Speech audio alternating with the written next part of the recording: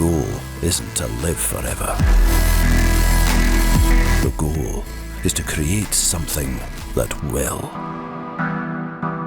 Welcome to Perspective, a podcast for wedding creatives, where we sit down, often with a special guest, and talk about our many years of experience in the wedding industry so you can learn from us and grow your wedding business. And who are we? Well, I am Simon, and this is Just Ken. And we are Cinemate Films, two Scottish-based wedding filmmakers who love nothing more than talking shop, drinking beer, and just generally having a good time with guests. And oh my goodness, I am butchered. This is the second time I've done this. I'm just going to keep going. Anyway, this episode is sponsored by With Jack. However, I will get onto that a little bit later in the podcast. Greg, who are we talking to today?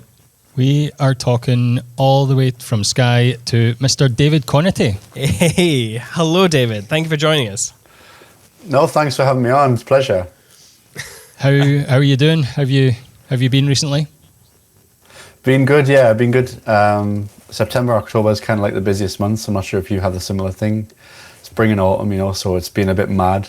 But yeah, tried to relax in the summer when the kids were off, went on holiday and stuff like that. Which with two 4-year-olds, I don't think it was much of a holiday, but it was good, in hindsight. So yeah, it's good. But I've been shooting loads this month and kind of.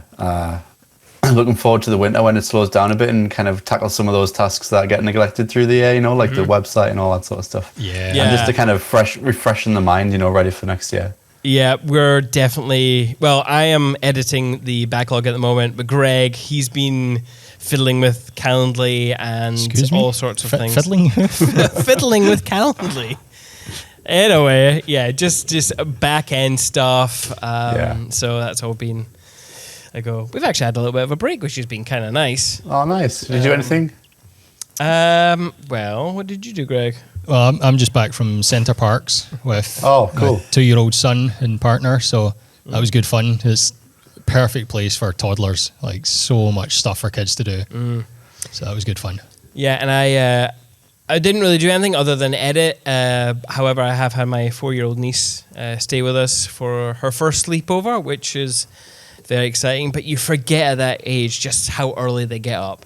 You just, when they hit the bigger numbers, you're looking at like 7 o'clock. That's a good time. That's a good time. But 4 years old, 5 o'clock in the morning, it wasn't good. So, yeah. Especially when it starts to get dark and then you're up for like 5 hours and it's still dark. yeah, exactly. So, David, tell us about yourself, or introduce yourself to our audience, I should say, because obviously we know who you are. But for those of you who haven't heard your name before, who are you? Yeah, sure. I'm David, and I'm an elopement photographer. I do small weddings too, but not like big weddings. And I live on the Isle of Skye in Scotland. And I'm not originally from here. I'm from Newcastle in England, but I moved up here like 2 years ago next month to pursue the elopement photography. So kind of loving it here. It's obviously a bit of a change from Newcastle, jumping into a rural area, but it's nice and quiet. It's perfect for me. I like the kind of slow pace of things. So it's kind of me and what I do. That's cool. How is island life then? Is it very, very different from Newcastle, or was it an easy adjustment? Yeah. Well, we lived just outside the city, so we never really lived like in the city, but like in Newcastle. I'd say it is very different in the sense that, I think the only difference we find is that we've got like twins that are 4 years old now. So when we moved here, they were like 2. And we moved like just before winter. So the kind of stuff you can do with kids is unless you're going outdoors, obviously, which we live in a beautiful place. It's not much to do like for really small kids. So it took a bit of adjusting, like in that sense. But we'd always like dreamt of living somewhere rural and the quieter way of life. So we kind of like settled into it quite easily. And then we have friends in the local area too. So it was nice to kind of have friends to kind of socialize with in the winter and stuff like that, because we haven't got any family around. So it's a bit different. Like everything's online, you always got like the postman coming like every other day with like a box for you. Because like if you want anything, you've got to go to like Amazon or whatever and just get it kind of sent over. Yeah. or drive 3 hours. Yeah. So those friends that you have on Skye, are they other photographers or filmmakers, or are they like too weird a bunch for you to hang out with on an island? No, it's our friends that we hang around with all the time is Becky from Bella Photography. Oh yeah. Did I see that you just went up a big hill the other day? Yeah, Was it yesterday? yeah, we do. Yeah, Yeah. we ran up one of this in Portree. There's like a mountain on the other side. We ran up and down that one. Okay. We're kind of like big into like running, swimming, biking. She drags me along to some kind of races that she's signed up for. So we're kind of training buddies. So Cool. we're always going out in that way. And we've got kids of a similar age. Like me or like us, we came from Newcastle. They moved from Newcastle like a year before or something. Yeah. And her husband, I found out when I met him, he was in the same high school as me in Newcastle. Oh, wow. What? Yeah, like the year above, but he left after like 2 years. So we would have crossed paths in the hallway of there, and then like 15, 16 years later, we live next door to each other almost on Skye. It's a bit odd. That is so funny. Yeah. Yeah. Oh man, yeah. It's good that your kids have friends similar age, because it's also like a good age for them to move to an island, because they won't really remember much other than that.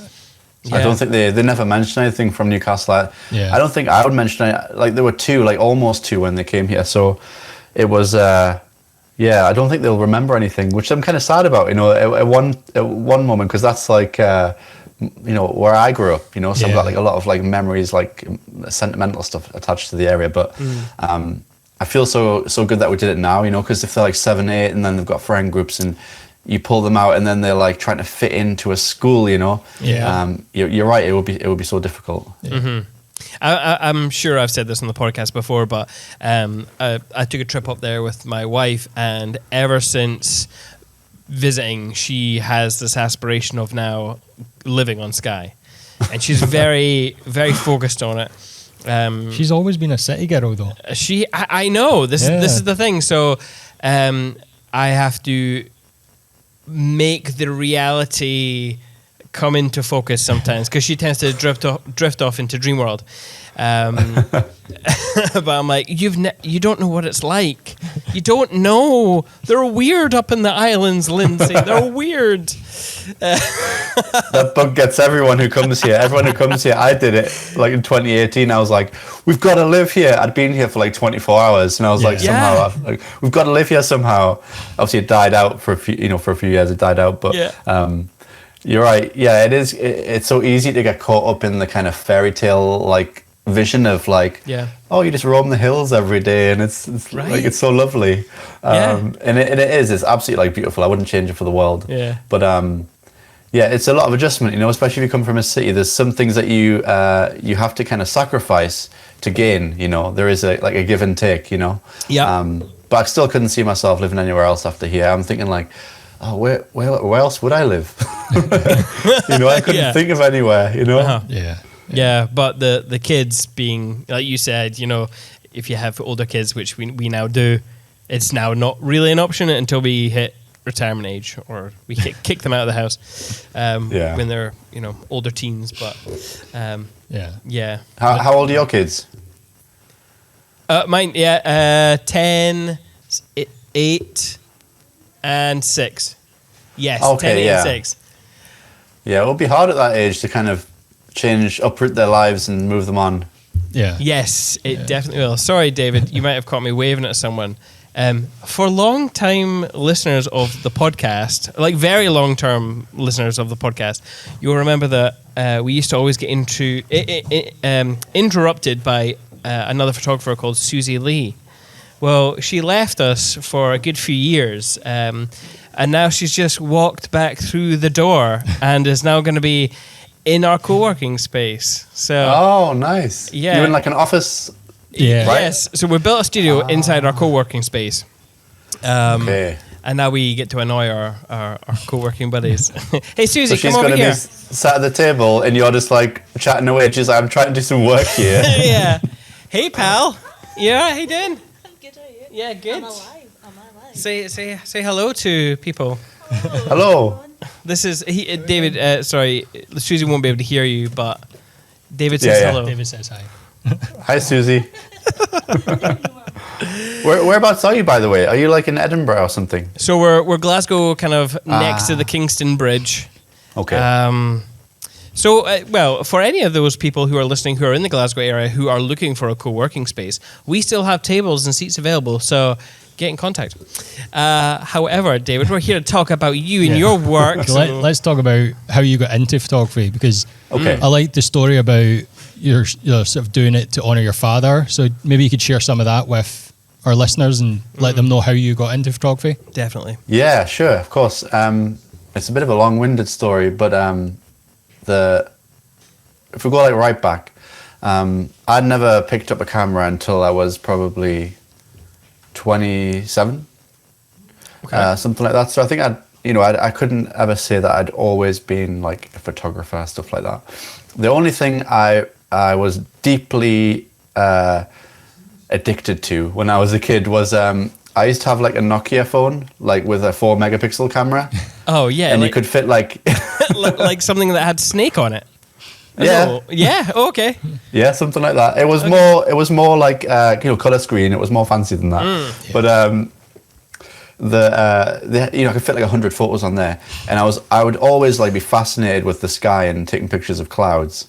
So all you'd find on that phone was literally pictures of clouds, and I'd delete previous pictures of clouds and like make shapes out of them and faces, and then take new pictures and sunsets. And I remember that when I started doing photography again, I always thought I've never been interested in photography. And then I remembered like I must have been, something caught my eye about taking a photo and seeing something in awe and wanting to like capture it. So I guess it had interested me like previously, just for the crack. For years though, my dad was into like landscape photography, so he had like all the gear, everything you can imagine for landscape photography.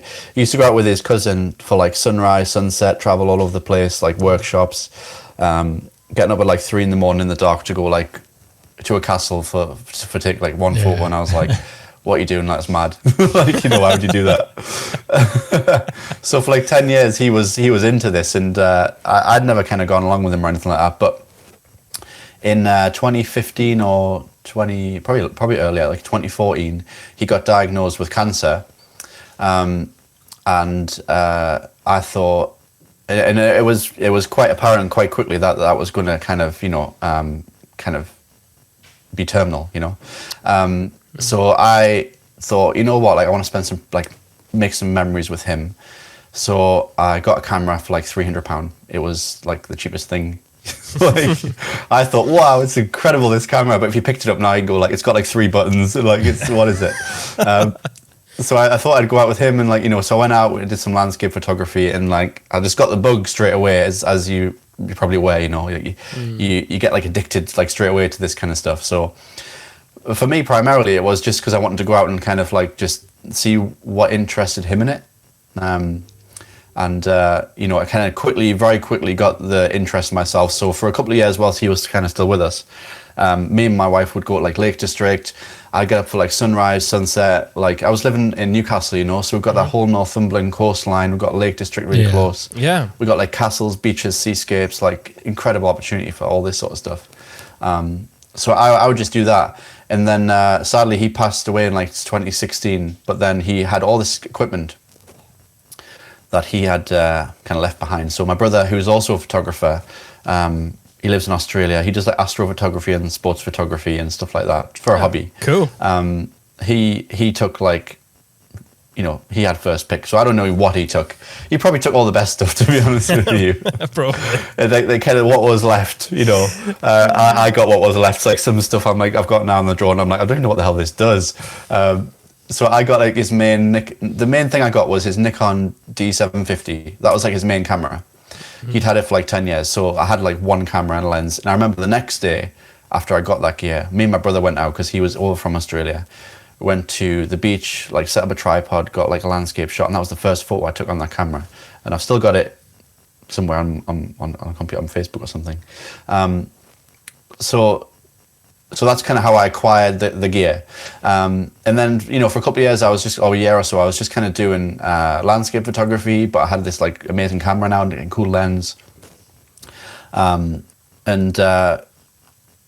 me, I was in that period of like grief. I don't know if you've ever like lost a loved one or anything like that, but obviously, touch wood. I wouldn't wish it on anyone, but for me, it was like quite a therapeutic thing. I was getting out with like a physical thing that he loved so much, like the actual camera and the actual tripod, and the camera bag that I use is his camera bag still to this day. That I haven't got a new one, so it's kind of bad and like ripped and stuff. And I'm always like on the precipice of buying a new one. And I'm like, no, it's fine. Like, why buy a new one? Yeah. So for me, it was like really therapeutic in that way, and getting out and kind of going through that grieving process, it kind of allowed me in myself to kind of deal with it. But then suddenly in like 2018, I think it was, we found out we were going to have twins. And I just kind of, at that stage I was working at the Apple store in Newcastle. Okay. Prior to that, I'd been in the army and training. I got injured and I came out of the army, and then I was due to go back in. And I was kind of thinking about how I would go back in, what date I would go back in to training. And then we found out we were going to have twins, and I was like, right, that's not happening. I can't leave. Yeah. And suddenly I'm like, what do I do now? Like this plan of what job I'm going to do is kind of like, I'll just work at the Apple store and I'll think of something. And then my wife was like, oh, why don't you like do weddings? And the only photos I'd ever seen of a wedding was like my dad's wedding in a registry office in like North Shields. Yeah. Like flash photo straight in the face. Like, your traditional photography, Although I love direct flash, to be honest. I was going to say the direct flash thing is kind of in at the moment. Yeah. I know, and I actually used that too. Yes. But I was just like, just traditional. It's very traditional, just like stand there, look at the camera, this sort of stuff. And I was like, I can't see myself like being interested in doing that. But I thought, like I'll give it a go. I'd researched a couple of like local photographers, and I thought, oh, like, that's actually really, really cool. Like, I like the idea of this. So I put an advert on Gumtree, and said, I had landscape photos. That's all I had. I had never shot a couple before in my life. So this is like 2019. I put an advert on there, like, I'll do your wedding for free as long as I can use the photos for a website. And I got like 3 bookings from it. And I closed it straight away because people were obviously like emailing me all over the place saying, yes, please. And I was like, whoa, hold on. Yeah. I don't want to have like 23 weddings to do and a full-time job and kids. So the first one I did was at like a social club in where I'm from. It was like a Buddhist wedding. It was super cool. I still talk to the couple to this day, actually, like on and off. So, yeah, that was the first moment that I really enjoyed, kind of just like people watching. I'd always kind of like doing that anyway, not in like a creepy way or anything, but like, where you're sat at a coffee shop and you just like watch people and it's kind of like fun. I'm a big fan of people watching as well. Yeah, it's kind of interesting. I know, it's weird. Yeah. You see what happens, and with the camera, like you can kind of, at a big wedding, you can kind of blur into the shadows, can't you, and kind of float around and stuff like that, and I really enjoyed that. And then I did like another couple for free, and then I had some photos. I actually booked I actually wanted to become a videographer. Like that was the first thing I wanted to do, and I booked a video like wedding. Like I actually did a wedding like as a videographer. Okay. Using one wedding. I was gonna say using your camera gear. Yeah. Okay. I just handheld it. I don't know. Again, that's in right now, David. I know.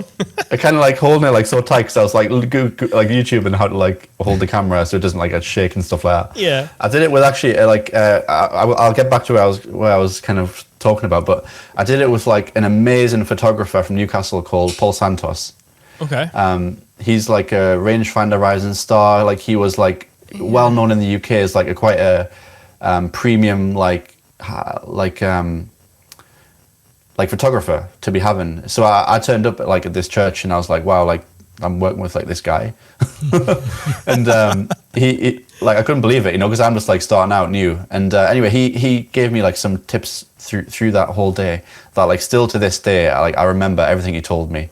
And I carried it through in my photography, so it was like such an interesting thing to do. Anyway, I didn't get into photography. I did photography. So I had a few images. I built a website on Wix, like the most basic thing you can think of. I was so proud of it. I had a logo that I'd made and everything. It was absolutely it was genuinely probably terrible, but I had it, and then I booked first paid wedding I did was in October of 2019. Okay. I think I had like a Google ad or something like that, and then I had nothing for like 6 months, like through the winter, because I had a job and I was still kind of building stuff up, and then the next one I had was March in 2020, March the 15th or something. It was this like 10 days before lockdown. Yeah. And that was actually a cousin of the person that I did for the first free wedding for. Oh, okay. So they had like come around and I'd then done like their cousin's wedding. Yeah. It was like a big wedding in Yorkshire.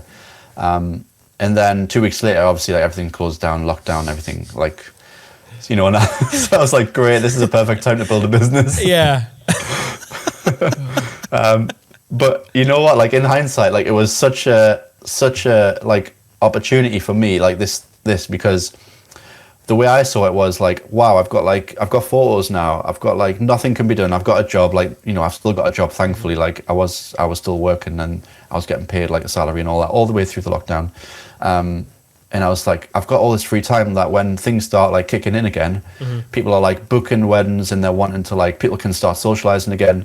Like I can have like an amazing website that I've like worked so hard on to like market. So for like 8 months, I basically pushed that like I was going hardcore into that, like doing like everything I could to try and build. Like I was researching branding. I was on YouTube like 5 hours a day. I was pushing the kids around the park in a buggy, learning about SEO as they were asleep. Oh, like glorious. this sort of stuff. Like I was like learning like so much. Yeah. And trying to like implement it all too. And I booked, I think like 30 weddings in that year. I booked through like Google Ads and like stuff like that. I wasn't ranking for Newcastle, but I think it was just through Google Ads, and people booked like 2 years ahead. So yeah, I had like a lot of work. That's kind of how I got into the wedding industry. But then like in Newcastle, as like doing big weddings and all that sort of stuff. But then obviously I flipped it again, where I decided that I wanted to niche down into like elopements in Scotland, and then that required like a complete like deletion of the website and the rebuilding of a new website. Yes. And new content that I needed to get, new photos, all this sort of stuff. Yeah. So I made that. Because essentially you're going from a city backdrop, big weddings, to now you're living on Skye. I'm assuming you want to be on Skye and just do Skye weddings, right? Yeah, I'll Skye cover the elopements. whole. Yeah, I do cover the whole Highlands and like destination stuff too. But most of the inquiries that come to me, they either are like already sold on Skye, or it's like Glencoe. Or they're just saying like somewhere in Scotland, and then we have a chat and I show them photos and they're like, oh, we'll just come to Skye. So it usually ends up being Skye, which to be honest, like for me and like my personal life, it means I can like be back home the same day with kids and stuff like that. So it's relatively like easy. But from a creative aspect, obviously then you're shooting in such a small area, you need to kind of constantly be coming up with like new ideas for the same location, this sort of stuff, so it has its kind of its positives and like negatives too. But yeah, so sorry, I was just gonna just stay on that topic. Do you ever find that you're wanting to suggest different locations on Skye, but everyone wants to go to the Kerrang? Yeah. One, it's the easiest place to shoot. Yeah. Like, there's a big car park. There's never really a massive issue with parking. Not really. Yeah. There used to be. Well, there used to be, but now that they've got the parking all set up and it's all good. And it's just so convenient. Yeah. But do you ever feel that you try and push your couples to different locations, or is that... Where's the kind of... How do you balance that line? That's an interesting question, because I've spoken to lots of people about this before. I shoot at the Kerrang, like I swear, like this month I've shot like 20 times at the Kerrang. Yeah. And the the one thing that I'd say to that is, usually couples, they see a photo, they see like the Kerrang Old Manor store, right? And these are like the iconic spots. They want to go there. Usually, just because it's really easy to kind of get a really quiet spot throughout the whole year at the Kerrang, like away from tourists in the middle of summer. Like you can always find a quiet spot there. It's absolutely massive, isn't it? Yeah. There's always like hidden gems around there you can kind of go to.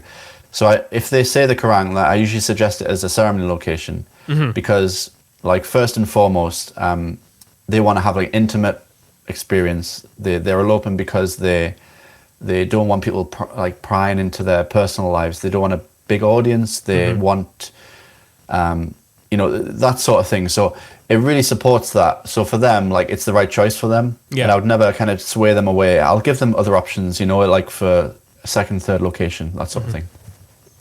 And I do weddings at different locations too. Do ceremonies at different locations, but I find that the one kind of thing that in my head when I'm getting to that stage where I think, I wish I could shoot somewhere else for a ceremony. Like I wish I could like convince people to go somewhere else.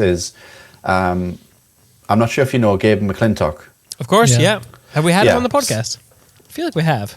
No, we've not. No? Oh, you should definitely get him on. He's amazing. Have we not Gabe on? Oh, right. I think we met him at farm. We did, yeah. No. Yeah, He'll be Yeah, yeah. I'd love to hear him on your podcast, honestly. But he has like a Patreon page, and he had some kind of videos on there and stuff like that. And someone asked him a question like, "How do you find the inspiration if you're turning up to Banff like 50 times a year? How do you find that creative energy to still try and create something unique? Do you not just want to shoot somewhere else?" So it's kind of the similar kind of thing we're on here. Yep. And the thing that he said to me is like, it's the 50th time for you, but it's the first and only time for them. Yeah. So that's what sticks in my head every time I'm thinking, I don't want to shoot here anymore. Like I want to try and find somewhere new. Is that, you know what? Like they've flown halfway around the world, like literally sometimes too. And they've chosen you, like they could have chosen anyone for their day. Is like, that's what they want, and it's important that we kind of respect that. Yeah. And also like, not just that, but like get really excited about it with them, too. So that's kind of what I think. And there are like loads of spots at the Kerrang where you can find new compositions, new hidden spots you've not been to, and stuff like that. But that is one of the things that sometimes, time after time after time, like next week I'm probably there like 4 times doing a ceremony, which is like absolutely don't mind. But there's something when you turn up to a new location you've not been to before that like you get excited about it. You're like, oh, what can I create here, Yeah. And it is different when you turn up to the same place time and time again. But yeah, that's what I'd kind of say is that I definitely have that feeling, but I do have to like kind of kick myself, sometimes and go like check in with myself and just go like, what, it's always about them, not the photography. It's always about they having the best day. Are they like where they want to be? Are the photos going to be the ones they want to hang on the wall? And I'd hate to go like, oh, I took them to a ceremony spot and they thought, it's all right, but it wasn't what we wanted. Yeah, totally. I'd hate that, but yeah, I've been there before, and obviously I don't want to kind of keep showing the same location over and over again, this sort of thing, because then that's what people want to see in their photos. Yeah. They see it all the time in yours. You show what you want to see, type thing. That's what Gabe said to me. He didn't say it to me. He said, he said, on a one-to-one. that thing. Yeah, 1-to-1.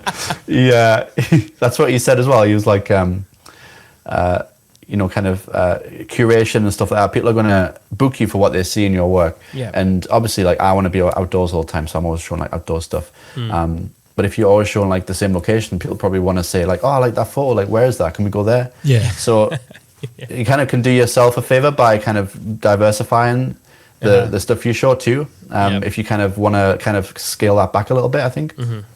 Yeah. Yeah. I have to admit, David, that I asked you that question kind of selfishly because we're coming to Skye again, and the couple are getting married kind of in Edinburgh, and just outside Edinburgh in a castle called Borthwick Castle, and then the next day we're going up to Skye just for a little adventure session, which is just a few hours with us shooting some good stuff, and I don't even live there, but I'm thinking, I feel like I want to take the couple somewhere different. Yeah. But then Yeah. I came to that very same conclusion that you were talking about with Gabe, which was how often do they go up there? Like, what is the best, like, most, like, what was it that I fell in love with when I first went there? And it was definitely the Kerrang. And plus, it's easy to shoot. It's, you know, so I was like, like, they'll love it. The few times that we have a couple in our car with us, or even like if you're driving Lindsay up to the Highlands, you drive through Glencoe and it's always like, whoa, this is amazing. And it reignites, you get to Skye and it reignites your passion for your country. Like, you're driving around Scotland going, yeah, you're right. This is awesome scenery. Like, I've been taking this for granted recently. Yeah. So, Yeah, when you hear how other people feel about it, it reignites your passion. Yeah, you do. Like on elopements, like you say, you yourself, like when you turn up with a couple somewhere, and like you turn up the Kerrang probably that time when you're coming up. Was it next week or something? If you turn up November, you turn up with a couple, probably going to be like mind blown, you know, and you're going to be like, yeah, you're right. It is insane. Like, absolutely, we should be here. Like, this is the perfect place for you. Yeah. And it's just about kind of trying to like location scout, I guess, because I live like close to it. It's easy for me to kind of on an off day go and kind of explore, try to find like a spot I've never been to, a spot I've never seen photos at before, just to try and like mix it up a little bit. You know, if the couple are keen to walk, you can like, you know, get some kind of cool spots around there. But there are kind of, you know, the places that people are turning up to over and over again. And it's not just obviously us, like every photographer on the Kerrang is probably going to the same place. But on the flip side, you know, in the summer, there can be sometimes 3 or 4 couples on the Kerrang like at the same time. Yeah. Like the other week, there was like 3 I saw in the distance. Like I was prepared that they were there because like in a Facebook group, like we all were like, it's busy. Like, you're in the we're all group. going to be at the Kerrang. Let's try and keep out of each other's ways. You got to try and keep the element of kind of that it's unique to the couple. You know, it's their landscape for the day, and I'd hate for them to kind of bump into someone else who's getting married, even though they probably wouldn't mind. Like, I just want to kind of keep it's their day, you know, and it's just for them. But in that sense, you know, it could be easy to kind of talk to the couple and be like, oh, it's going to be like really busy at the Kerrang. There might be other people getting married there. Like, we could go somewhere else. Like that would probably open it up for being like, yeah, okay, I'm happy to go somewhere else. I wouldn't like to, you know, bump into anyone else. So I guess it's how you position it to couples and stuff like that. But like even on our elopement, like we got married like it was 1 year ago yesterday, so it was like our anniversary yesterday. Congratulations. Thank you. And on the day itself, like we went to the Kerrang. It's such a, you know, because and I was like, if I want to go there on my day, even though I shoot there all the time, like I don't blame anyone else for wanting to go there. Yeah. And so have you printed out some of the photographs from your day, and do you have them up on your wall? And I would love to say yes. Oh, terrible, David, terrible. You know what? We planned to. My wife actually designed an album like through PicTime. Oh yeah. So she's designed it. We just haven't gotten around to printing it yet. But it took her weeks. She was like dropping and dragging photos, and she was like, it was like an art project. Yeah. You know, she was like proper into it. So we planned to do it. As you see, I've got nothing on the walls around here. I'm still planning to put something on the wall around here. You know, like a big photo. Yeah. It's so funny. Every time we ask a podcast guest to come on, we're always like, go somewhere kind of quiet. And they always go into these like plain wall spaces. I'm like, are you okay? Is something wrong? Like, this is like a rented house, so we've done nothing on the walls. I've got like the exercise bike thrown in the corner so it's not in the way. Oh, amazing. All that sort of stuff, yeah. So it's like spare room, office, exercise room. It serves all purposes. Multi-purpose, yeah. But David, your 1 year anniversary, you could have got that book printed, David. I'm just saying, you could have got it printed, and that would have been an easy gift. You know what? It would have been, but I probably would have printed it, and she would have gone, I haven't finished it though. Oh well, that's true. So yeah. But we do plan on, because I deliver prints to every couple, like as part of package, you know, because I think you should print them. So I'm not really a good advertisement for this myself. But I make sure, and I had some new samples from folio albums sent. They kind of ship it all for me now and stuff, so it's nice and easy. And they sent me some samples of my photos, and I was like, I couldn't believe the quality. I was like, wow, this like, it's just like so different. There's a feeling, you know, there's a tangible feeling there. And so I 100% recommend people to print and get albums. But I just haven't done it myself yet. Yeah. see, when you get a client, do they normally come and visit you before the shoot, or? No, they just we just do a Zoom call usually. Okay. Because I don't know if you've heard of Ollie and Steph. Yeah, they're also on the island. They built themselves a little studio to work from, but also to, you know, there's a couple of seats and a table, and they've printed out their products and stuff. So it's quite a nice little, you know, space to bring clients in who have been. Yeah. But I wasn't sure. Obviously, we don't meet many clients nowadays. No. It's all kind of, they're from the States, or they're from somewhere, or we're just living busy lives. So, yeah. It would be cool too. But I've met couples before, like the night before, for a drink in Portree or something. But Yes. but to be honest, usually like they turn up. Usually it works out that they arrive the day before their elopement, so they could be arriving late. And for a big wedding, I can see like people could, like, because they're local. Usually they're all like if you're doing big weddings in Edinburgh, they're probably all living like in reasonable distance to Edinburgh, give or take. They probably could come in like or Glasgow. They could come and like visit, and I could definitely see that a benefit of showcasing your products, and you can chat face to face. Yeah. Like get actual, you know, it's better in person, isn't it? Definitely better in person. Yeah. Yeah, but I always do a Zoom, like when couples inquire, I always have a Zoom with them. And multiple Zooms like before the day, so like we do get to know each other that way, and we email back and forth, stuff like this. So and usually on the day I turn up like half an hour early, just so I can like chat to them for half an hour before we start. This sort of stuff, because it is odd, like you turn up to somewhere you've never been before, like you got like jet lag, suddenly someone turns up and starts like taking your photo, you're like, what's going on? So usually I try to like, you know, build something before if I can. Yeah. I love, by the way, I always forget that some of my couples might have jet lag. I remember, I don't want to give names away, but I ended up driving the groom from the Kerrang back to his place, and he fell asleep in the car. I was like, oh, poor guy. Poor guy. I've had couples fall asleep like loads of times in the car because it's so cozy. Yeah, exactly. Yeah, the roads are like getting rocked like a baby, isn't it? Like on Skye. It's like a roller coaster. Until you hit a pothole. Yeah. or one of those. Not too bad at the minute. Oh, they're not. Oh, well. Wait till but they're definitely winter. coming out though. Yeah, usually. Yeah. They'll usually fix them like just before spring, and then the locals have got to drive through winter through like, you know, just car destroyers basically. Oh God, when we go up in November, I'm gonna have to be careful. Jesus. David, what specifically draws you to elopements? Like what made you move from Newcastle, where you were comfortable, to moving up to a place like Skye? And what made you make that decision? Well, so this, like, following on from the you know, the lockdown, then I had to build a website, and I'd booked like the local weddings. So to kind of go back there, through the lockdown, I'd photographed, like, you know, when they were getting called like micro weddings. Yeah. You know, that was like the new hashtag, wasn't it? Micro wedding, all that sort of stuff. I just saw someone recently having a little bit of a complaint about how they don't like the term micro wedding.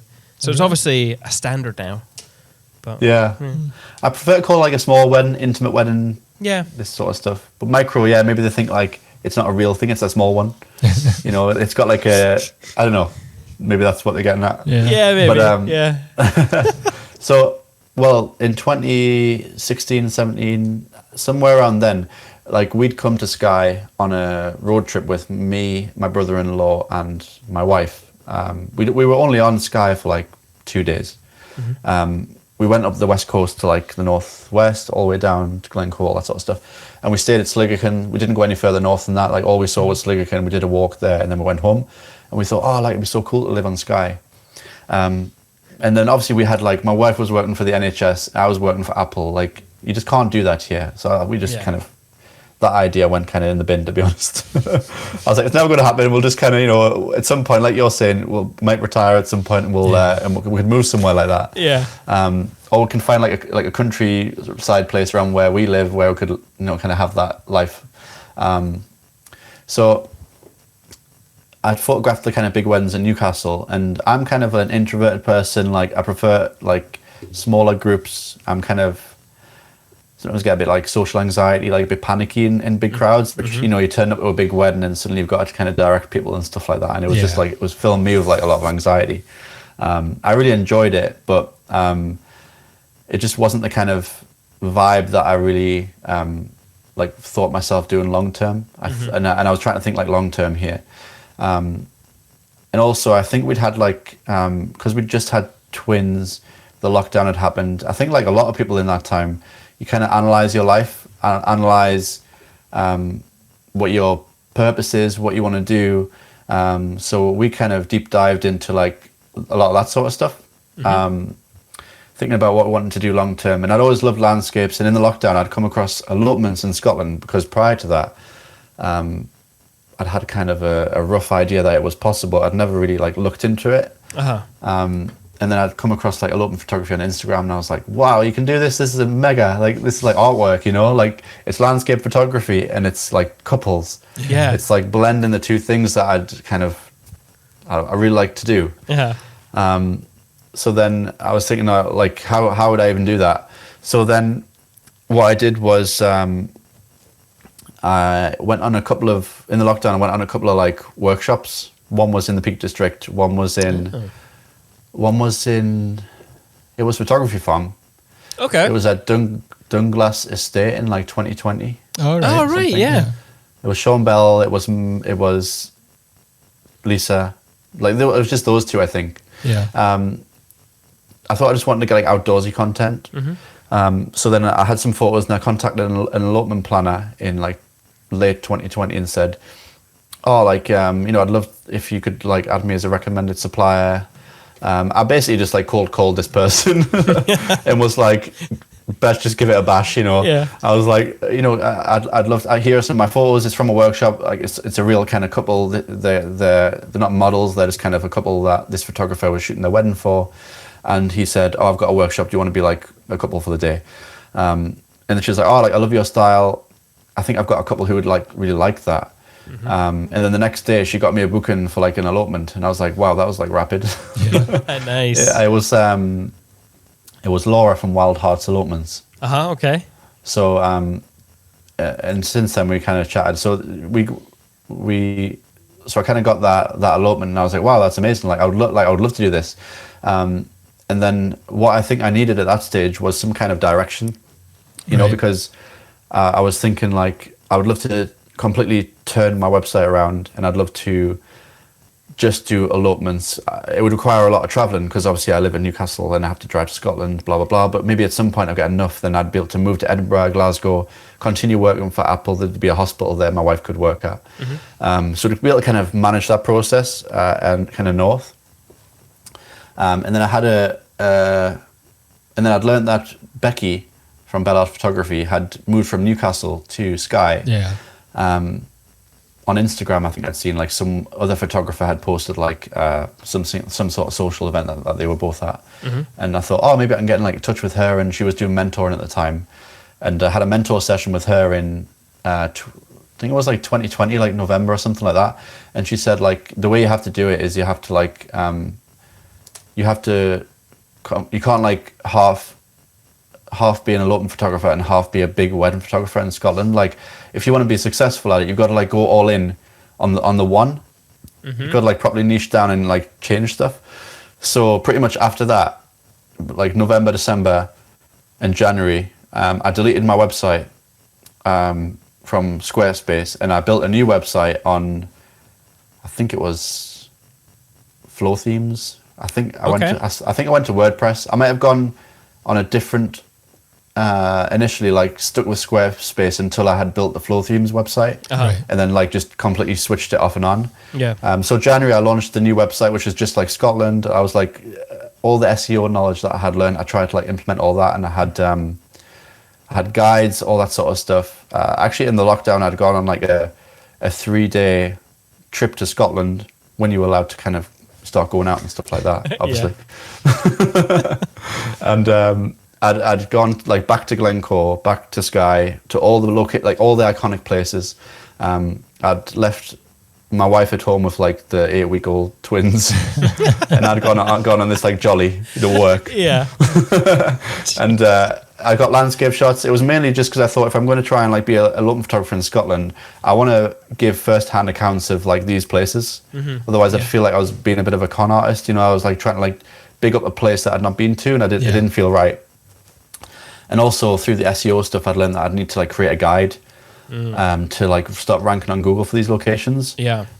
So all those landscape shots, I then built a blog just of landscape shots, nothing of couples. And they started to like rank like after a couple of months, and then I start getting inquiries. And then I'd replace those photos with like eloping couples from these places. So now those guides are still on my website, but like obviously I've got all the content now from the couples there. So that's how I kind of built it. And those 2 blogs or 3 blogs are where like 95% of my couples come from, like still to this day. In fact, so that's kind of how it went. They're so prevalent on your blog. Like I don't know if you noticed my email drop into your system, but I downloaded some of your blogs just to have a look at them. So I've got a whole series of questions about them because I think more people should do blogs, to be honest. Yeah. I feel like I heard that maybe 6 years ago. I feel like blogs used to be the focus for a lot of like workshops. And make sure you're doing blogs, and then it slowly crept into make sure you're doing your Instagram, and blogs are kind of left a bit. And now I feel like the attention's coming back to drawing people to your website again.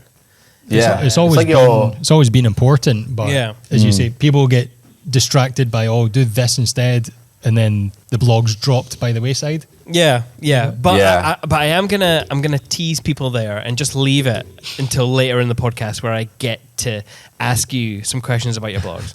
Okay. In the meantime, do you know how before we started recording, Greg said that Simon's going to do some addy stuff? Well, if you've enjoyed this podcast conversation so far, you can join us on YouTube and see our beautiful faces at youtube.com/@perspective by Cinemate. Support us on YouTube. Hit that bell and subscribe and do all those things. Yeah. So you've mentioned that you were sort of focusing on, or you love the idea that it's landscape photography but with a couple, and it's merging the two. So how would you describe your photography as a sort of style, and what are you striving for from your photography? Well, it's a difficult question, isn't it? I find it really hard to analyze my own photos. That's why when you asked me some questions on Instagram before this, I was like, who can I ask? So I asked my wife, like, what should I say? I find it really hard to kind of do that. The kind of style and the kind of feeling is I always want to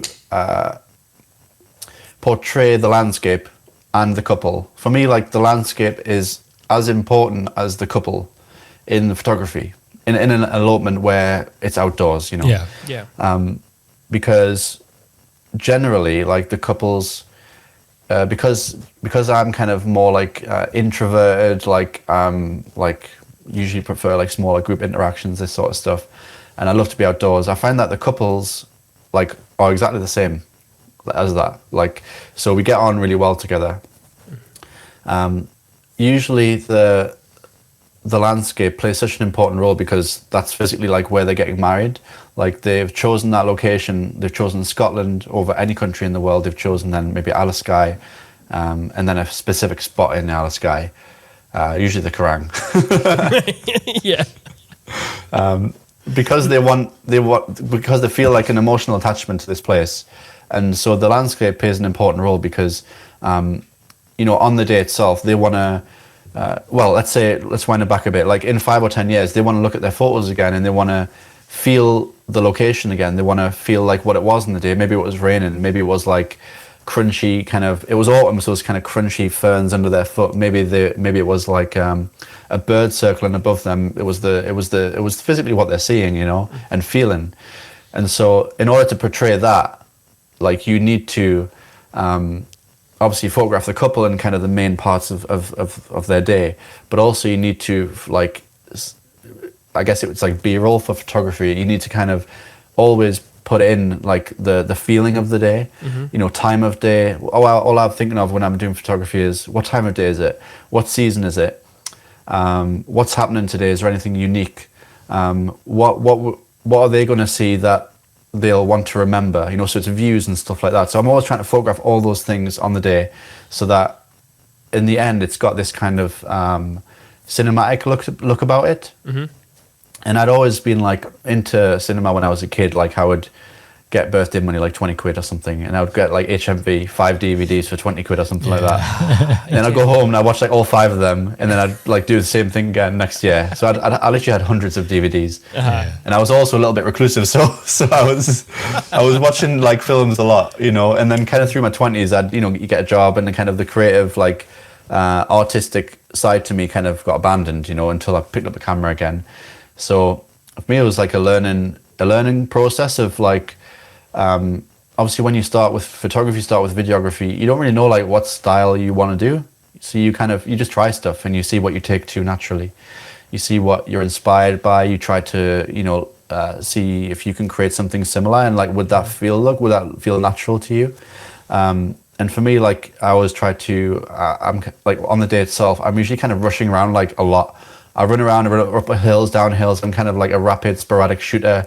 So for me, the kind of cinematic like feel is it really works for me, because I'm shooting a lot of frames. I'm shooting like a lot of like stuff that they're seeing. I'm getting all the angles. Like, I'm blurring. I'm like dragging the shutter a little bit sometimes.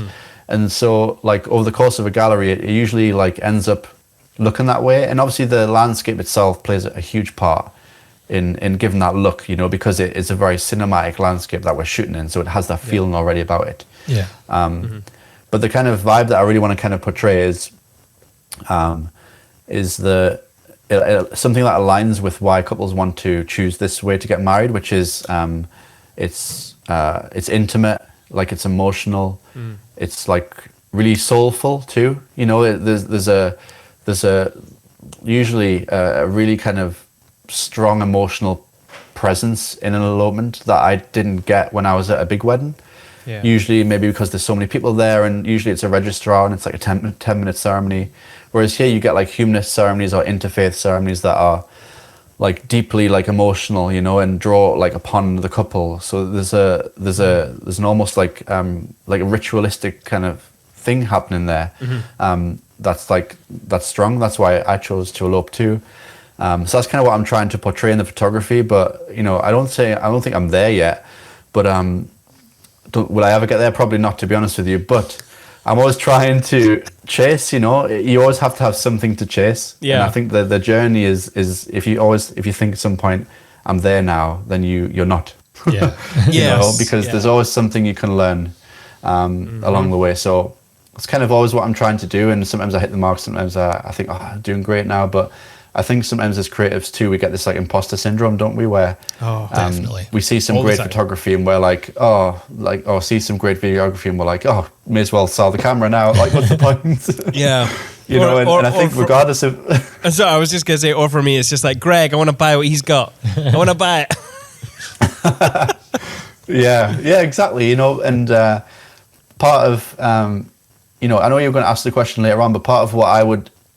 If I was going to go back to 2019 now, 2020, part of what I would do is try to limit what I'm seeing in terms of inspiration to things that like actually inspire me. And if something is going to get me down or put a negative thought in my head, like, get rid of it. Like, don't look at it. Because it's so easy. Like, even now, like, look at some photographers and I'm like, geez, like, if only I could be that good, you know. And, you know, but at the same time, like, I'm sure they look at other people's work and think the same thing. And I know from speaking to photographers who I admire that they definitely have these thoughts. So that kind of puts my mind at ease a little bit. But maybe it's just like a creative industry thing where like you get these peaks and troughs and you're busy, you're shooting all the time, like your creative energy is kind of burning out, and then you'll get it again, you know, and you'll feel great. Yeah. And having more of like an awareness of that it's going to go that way, you know, up and down all the time, is kind of comforting. Yeah. Yeah, totally. I'm with you on that one. I do want to get onto something that's a little bit more practical with your work, and maybe something that kind of puts people off from shooting, especially those who come from like a drier climate. Like when they come here, they're just like, oh my God, the fucking rain is crazy. What's going on? So like what gear, like what's in your extremely old, you should probably get a new camera bag. What's in it? What kit are you taking to an elopement? Don't diss the camera bag. Yeah. I mean, it has lasted all these many years, I suppose. You're absolutely right. Well, I keep it so simple. I've literally got 2 cameras and 2 lenses. I shoot. So this is like my entire gear. I've got. I had the Nikon, right, because I got it from my dad. But then when I needed to do weddings, I realized I needed like 2 cameras. And then I was at the precipice of like, do I buy another Nikon or do I get like just a full mirrorless kit? So I retired the Nikon because it was like missing focus and stuff like that. I just kind of left it. Although it's a perfectly good camera, like, you definitely still shoot on 2 of those today and it would like be perfect. I've got a Sony A7 III and a Sony A7 IV, and I've got a backup Sony A7 III which broke, which is why I've got the A7 IV. Okay. So I got the A7 III fixed, so I carry 3 just in case one breaks on a day, and I've got a backup camera. Yeah. And I've got a 35mm prime lens and a 85 prime lens, and that's all I own. Okay. Now I've got also 2 Pro Mist filters, which are like 1/8 strength. Yeah. Okay. Cool. That's it. That's all. I've always thought about getting like a 24 or 105 like lens. I think I'd really benefit from those. But to be honest with you, like I would definitely, if I had more options in my bag, I would just be changing lenses all day and I'd miss shots. I can just see it happening. Yeah. So I try to simplify the process as much as I can. Yeah. I think as soon as we started to simplify things, life just became a whole lot brighter. So I'm with you on doing that. Yeah. Do you have any like tricks that you use to like, or do you have any worries about the water sealing of those cameras when you're in that torrential sky rain? Do you have any tricks to keep them dry but then also be ready for the shot? To be honest with you, I've never done anything to try and protect them from the rain. Like I've seen people put like shower caps over them and like plastic bags and stuff like this, but I just kind of fully trust that they do what they say, which is like they should be weather sealed. I've been in like torrential rain and I don't have like a long coat. I think if I had a long coat, I could put it like over my strap and they would be protected like on the sides, but I never do that. Like I'm usually absolutely soaked. The cameras are soaking wet to the point where like the LCD doesn't work anymore. Like it thinks, you know, when the water gets on the sensor, it thinks that you're looking through the. So I just have to. Oh no, it doesn't work looking through. So I've always got to use the LCD, but pull it out. Yeah. Like it's just like very sketchy kind of stuff. But I just pretty much let them get wet. To be honest with you, like that's what I do.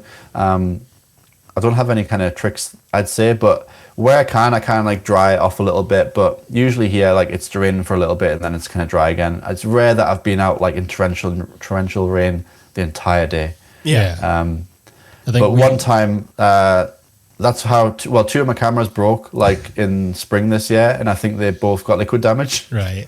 All right. So maybe you should protect your cameras. Is now what you're admitting here. Yeah, I think what it was, you know, the little hot shoe protector. Yeah. Oh yeah. On the Sony, like I didn't even realize it wasn't on there. Like it just, so I think the pins got like corroded and stuff like that. Shit, yeah. I heard that is a big issue. Like it normally comes with that little plastic cap that you kind of slot in to keep it kind of safe. But I don't know. I've never really. It's just a tiny little bit of plastic. There's no rubber to it, so I don't know. But we've been through all different variations of putting the protective covers on them when you're standing in the rain. Yeah. But we kind of just go with it now, and similar to you, we don't do too much to protect them. So you do have like a long coat that you tend to wear. I do. And if it gets really bad, you'll... Yeah. I shoot, because obviously, like with photography, you can kind of take a shot and put it under your coat. Yeah. Whereas our cameras need to be continuously rolling and For a have ceremony, for a ceremony and have it like a constant good shot. Oh yeah. So there's the kind of like, because I shoot kind of handheld now, I'm just like coat over onto my bag like this. It's very uncomfortable, very uncomfortable. But you know, for the shot, right? Yeah. Yeah. Like, I think it's hard for a videographer in the rain. Like when I worked with videographers, like the level of as photography, just pick it up and just press the button. Like you've got to like set it up, tripod, like is it like levels, like zoom, is it stable, like is it the right kind of settings, go. And then you've got to do like a second shot or like a moving shot as well. And I'm just like, I just kind of in my head like understand how you manage to do all this stuff. You know, that's not even the worst thing about it. The worst thing is while you're setting those things up, you know in the back of your mind that everyone's looking at you and they're waiting. Keeping people waiting is like when I'm setting stuff up, that's always in the back of my head, and I'm just so like, I'm really sorry this is taking so long. I'm really sorry. Like pulling out the tripod, getting the bubble right. Yeah. Like you get goodness. you get to the ceremony spot, and it's like, right, everybody ready? It's like, wait, 1 minute. We need to set this one up and then get ready over here. Yeah. Okay, now we're ready. Greg, have you switched on the mics? Have you done that? Have they got the windshields on? Meanwhile, the photographer's just snapping out a few shots. Yeah, having some banter with the couple, probably throwing us under the bus. Like, look at these bastards. Like, you're in the rain. Like, honestly. Are you always shooting together? Yeah. You're always there. You're both always there on the day. There's always two of us. Yeah. Oh, yeah, good, there's okay. always two of us. Usually it's Greg and I. But sometimes we are double booked. Like, you know, when COVID things happened and moved forward, then we had to separate her. Okay. Sometimes Greg will just go to France for 2 weeks. Oh, lovely. Never going to let that one down, Greg. Anyway. When it comes to like planning locations with a couple, do you, like you said you have a few calls with them beforehand, are you sort of discussing like maybe fitness levels and stuff? Because some spots in Skye you can commit to like a good 2-3 hour hike to get to them. Yeah. So is there some of that taken into fact when you're sort of planning locations? Yeah. A lot of the especially if they've got like family or like a few guests coming along who've like made the trip, I'll definitely like setting expectations is like a huge one, because like you say, you could get caught out in rain, like it could be really cold, and obviously they're gonna usually be wearing like clothing that's not ideal for these kind of situations, like dress, you know, bare arms, this sort of stuff. So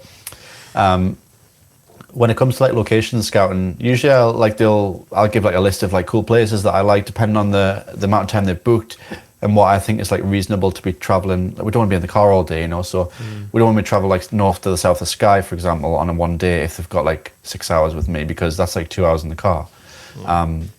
But I do like give like ideas for locations, and usually the locations, to be honest, are like 5-10 minute walk from the car. Like that's more often than not where I am, unless it's like the Old Manor Store where it's pretty straight uphill, like for 45 minutes. And if they're bringing guests, it's usually not an issue with a couple, because if they say the Old Manor Store, like they're usually aware that like you have to walk up to the top of the Old Manor Store. Yeah. And like I tell them usually like it's a strenuous uphill walk. And for things like ceremonies where you've got like guests, I always mention, does anyone in your party like have accessibility needs? Do they have the required fitness? Also, are they going to like enjoy doing that? Like they might say, oh yeah, they can do it, we'll make them do it. But like at the end of the day, like everyone needs to have a good experience on the day. And the worst thing the couple wants is someone like kind of not being happy that they're being made to walk, you know, because they're not going to enjoy seeing that, are they? So fitness levels, like it should come up. I've definitely had to like kind of back out of going up to the Old Manor Store before, like with a couple, when it's been like maybe too much. And then we just go somewhere else, you know, there's loads of places to go to. But yeah, I usually try to pick like ceremony spots that are pretty close to the car, because we don't, if we've got guests, it's not too much walking for them. We can get back to the car nice and easy. Also like recommend kind of what to wear. Give them like tips and tricks for like what they can be wearing to keep themselves warm and dry. Make sure that they've got like sturdy footwear. Because we've probably had it before where, like, you know, you've probably been in the Highlands and elopement, and the guest has come along with like stilettos or something like that, and you're like, there's just no way this is going to work. Or the groom has got like super flat shoes, and they're just sliding all over the place. I'm like, dude, this is that happened the other day, and I was like, no, like you're gonna like literally like slide on that Kerrang hill. Right. And he was like, oh, like I've got boots and I'll like change at the top, and I was like, oh, that's better, do that. Because you know, the last thing we want is someone like with mud all down their dress or like injured, you know, which is a big thing. You know, we don't want any injuries. People think, oh, we're just going like it's 5 minutes from the car, whatever. Like you won't get injured, but it's very uneven. You know, it's easy to turn an ankle, stuff like this. So I feel like because we're kind of like local and kind of leading the day, you know, in an elopement, we're kind of like in charge almost. If like we've picked the spots for them, all that sort of stuff, and we're kind of guiding them along that way. That we have kind of a duty to make sure that they're okay. But at the same time, you know, not kind of toe that line. You know, you got to toe that line. Where you kind of like not kind of telling them what to do, but you kind of like gently suggesting things and making sure that the expectation is met. Yes. Yeah, 100%. When I was going through your website and all your social media, the term storyteller came up. Storyteller? Yeah, anyway, there was definitely a narrative push in the way that you describe the way that you tell people's stories. How do you tell people's stories, not even uniquely every time, but like what is your process in coming up with a kind of narrative flow in like a gallery? Yeah. Well, the best thing, the most important thing is gaining the trust of the couple and making sure like you know who they are. It sounds like quite silly, but like you need to know who they are, like what are their hobbies, like why do they love each other, like why are they drawn to this location, what do they want from their day, like what are they hoping to get, you know, from you, and what are they hoping to see in their gallery. And these are things that I ask in like initial questionnaire I send out.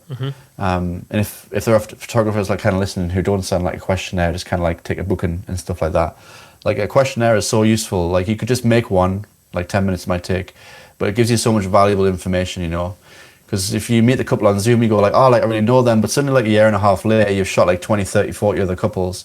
Like your memory will start to like, you maybe think, oh, like I don't remember like what like who they are, what's their story. You can always just like go in your like software, like I use Studio Ninja, so go in there, look at the questionnaire again, like look through past emails that we've sent each other, and just kind of get a sense of who they are and why they're there and what they want. But like, and then that puts you in like a really good position when you meet them on the day, because you know who they are, you know like why they're there, you know what they're after, and you know if there are any limitations. I always ask couples, like what do you not want photographed, you know, what do you, obviously they probably know what they're going to get photographed because they've seen like example galleries I've sent, they've seen your work, they kind of booked you for a reason, you know, they kind of want that. But also some couples might not be like comfortable with certain stuff, so you've got to kind of have a flexible approach with every couple. Some couples aren't kind of too comfortable with always being like cozy with each other, you know, if like sitting together, hugging, holding hands. Maybe couples, you know, perfectly fine. Some couples don't show love that way, like they have different kind of love languages, you know, that they kind of go for, and so having a flexible approach where you can like turn on and tune into the couple kind of quickly is kind of a skill that takes a little bit of practice, and still kind of working it out myself. But I think that's kind of initially how I kind of set it up. But then on the day, I always think of like watching a film. If I'm watching a film,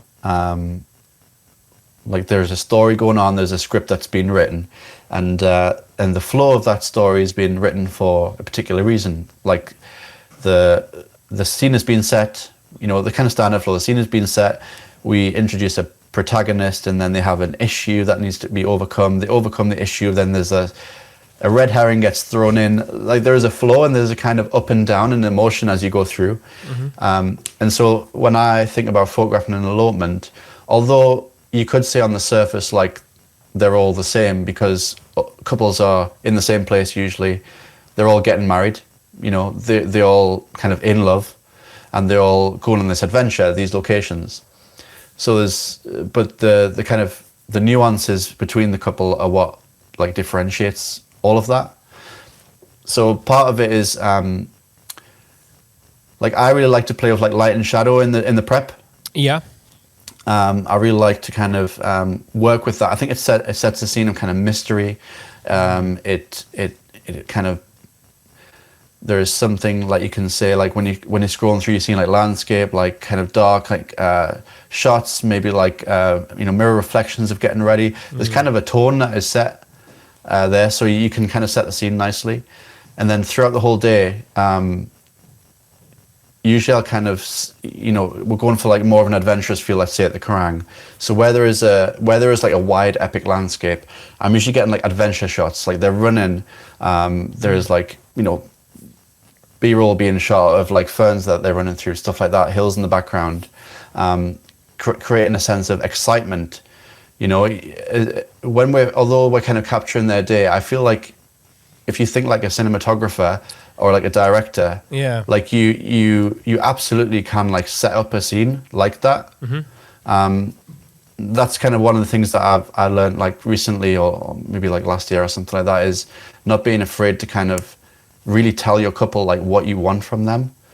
Like if you have a vision, like they're running through, they're holding hands, they're looking up, maybe they're looking around, like you can like definitely tell them to do that. You can like direct your couple that way. Yeah. Whereas I think previously, like maybe a couple of years ago, I was shooting quite like passively. I was just kind of like getting them in there and just kind of photographing them walking around. Yeah, okay. Whereas like the kind of the emotional kind of the change and the flip happened when I started to actually I had a mentor session with Nina and Derek. I'm not sure if you know Nina and Derek. Nina and Derek. You should get them on your podcast. They're really cool. They're from Poland. All right. They gave me some tips on, this was like January last year. I had a mentor session with them. They gave me some tips on like perspective, like shooting like a cinematographer, like what they think about in their shots, which is quite like cinematic, the shots. And that's where I really try to like tune into applying that to my work. How can I make things different? So throughout the whole day, yes, that's kind of what I'm looking at. I'm thinking, where we're in like somewhere like the Fairy Glen, or we're in somewhere that's more intimate, like a woodland. I'm trying to create a sense of, well, what does the woodland feel like to them? It feels cozy, intimate, romantic. So I get them into cozy, intimate, romantic poses and get like nice cozy shots of them. But then when we're in somewhere more open, it's more like epic, it's more like wild, free, that sort of stuff. So in the moment, like you might not feel like you're shooting that way, but as you've culled your gallery and you kind of like started to put it together, there will be like a narrative that unfolds. And also like you can't force it to, like you might have this amazing idea, like it's going to look this way, but like it might not turn out that way. It might not turn out, how you want it to, but like that's just how it goes, and we can't force the moment. It's kind of like that. So that's kind of how I think about it. And sometimes it like really pays off. Sometimes, for whatever reason, it's not kind of gone the way I've planned, but they're still kind of got the images that they wanted, which is ultimately what they kind of want from us. But I think as a kind of like creative, you always have this kind of like thing that you want to pursue for yourself. This kind of creative itch that you want to kind of get to. And for me, that's kind of that cinematic style. So I'm always trying to like get there, and ups and downs the whole way. But as long as you're chasing that, you're going to improve and you're going to get better, and you will like eventually kind of get there. Yeah.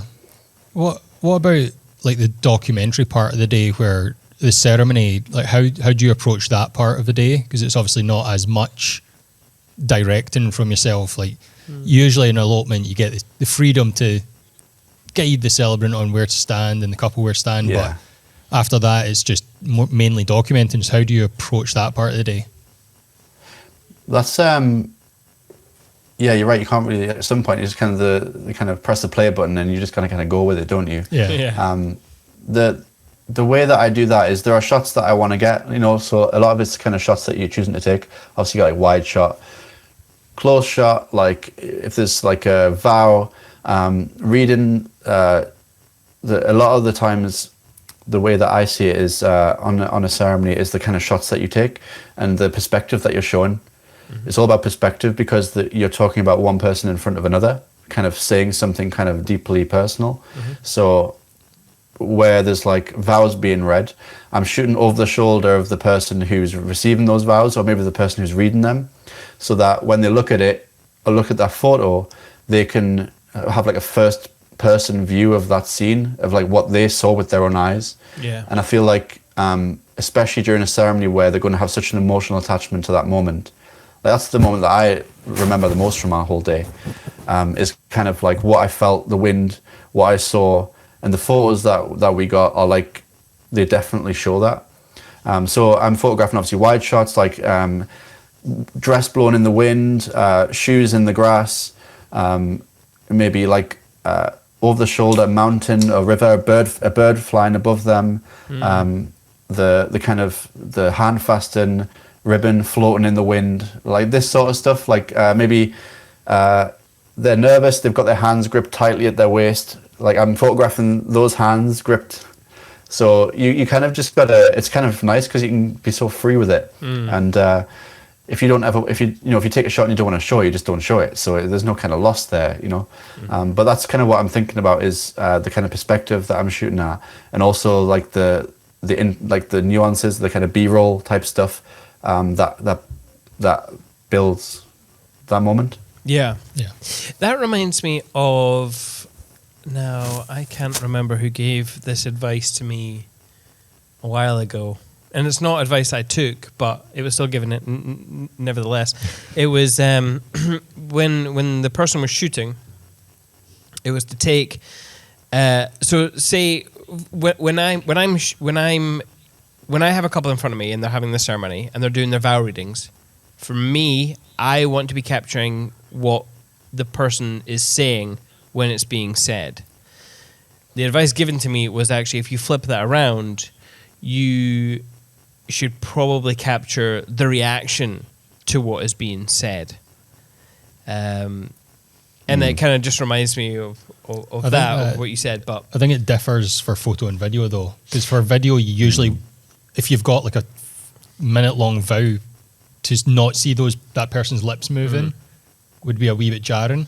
Yeah. Whereas for photo, taking a photo of someone talking sometimes can't work out well. So you want that reaction of somebody getting a bit teary-eyed. Yeah. And ideally, it differs. But ideally you'd want both. And there's always two of us. So I don't know. Sometimes I just like the over-the-shoulder, someone speaking to someone.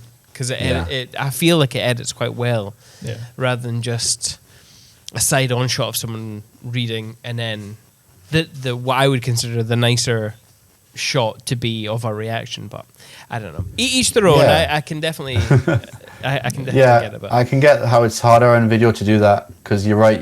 You don't want to photograph 30 seconds of the wrong person saying they're not saying anything. Yeah. But equally, they might have a really cool reaction that you've missed. But you need to kind of just like make a decision and stick with it. I know. Whereas we can just float around, get all the reactions, that sort of stuff. Yeah.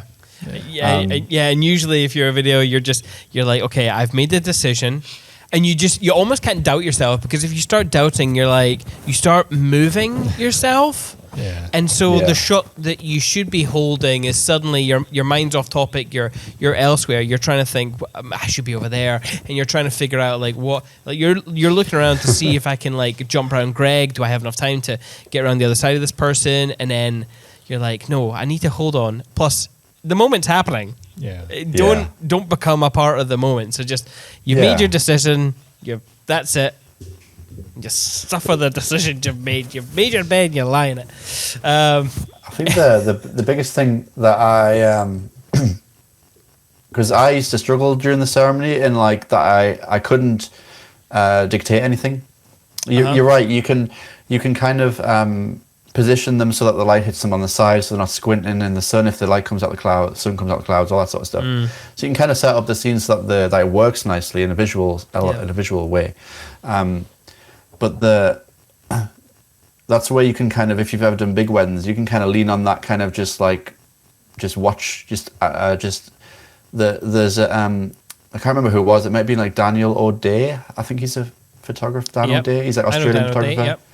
I'm sure it was him who said that when he turns up to prep, sometimes in the middle of prep, he'll sit down for 20 minutes, put his camera away, and he'll just like watch people, and he'll just see like what's going on. Yeah. So he's not losing himself behind the camera. He'll just like watch, and then after 20 minutes, he'll go, all right, yeah, that's what's going on. There's something cool happening here. Yeah. And then he'll get his camera again. So I think you can just take time, like 2-3 minutes, and just kind of put your camera down, just like observe what you're seeing. Yeah. And things will catch your eye. And especially if you're like leaning into a storytelling, ultimately that's what we're kind of doing, telling their story. When I watch films, there's a scene, two people talking. What other shots has the cinematographer or the director chosen to show in that scene?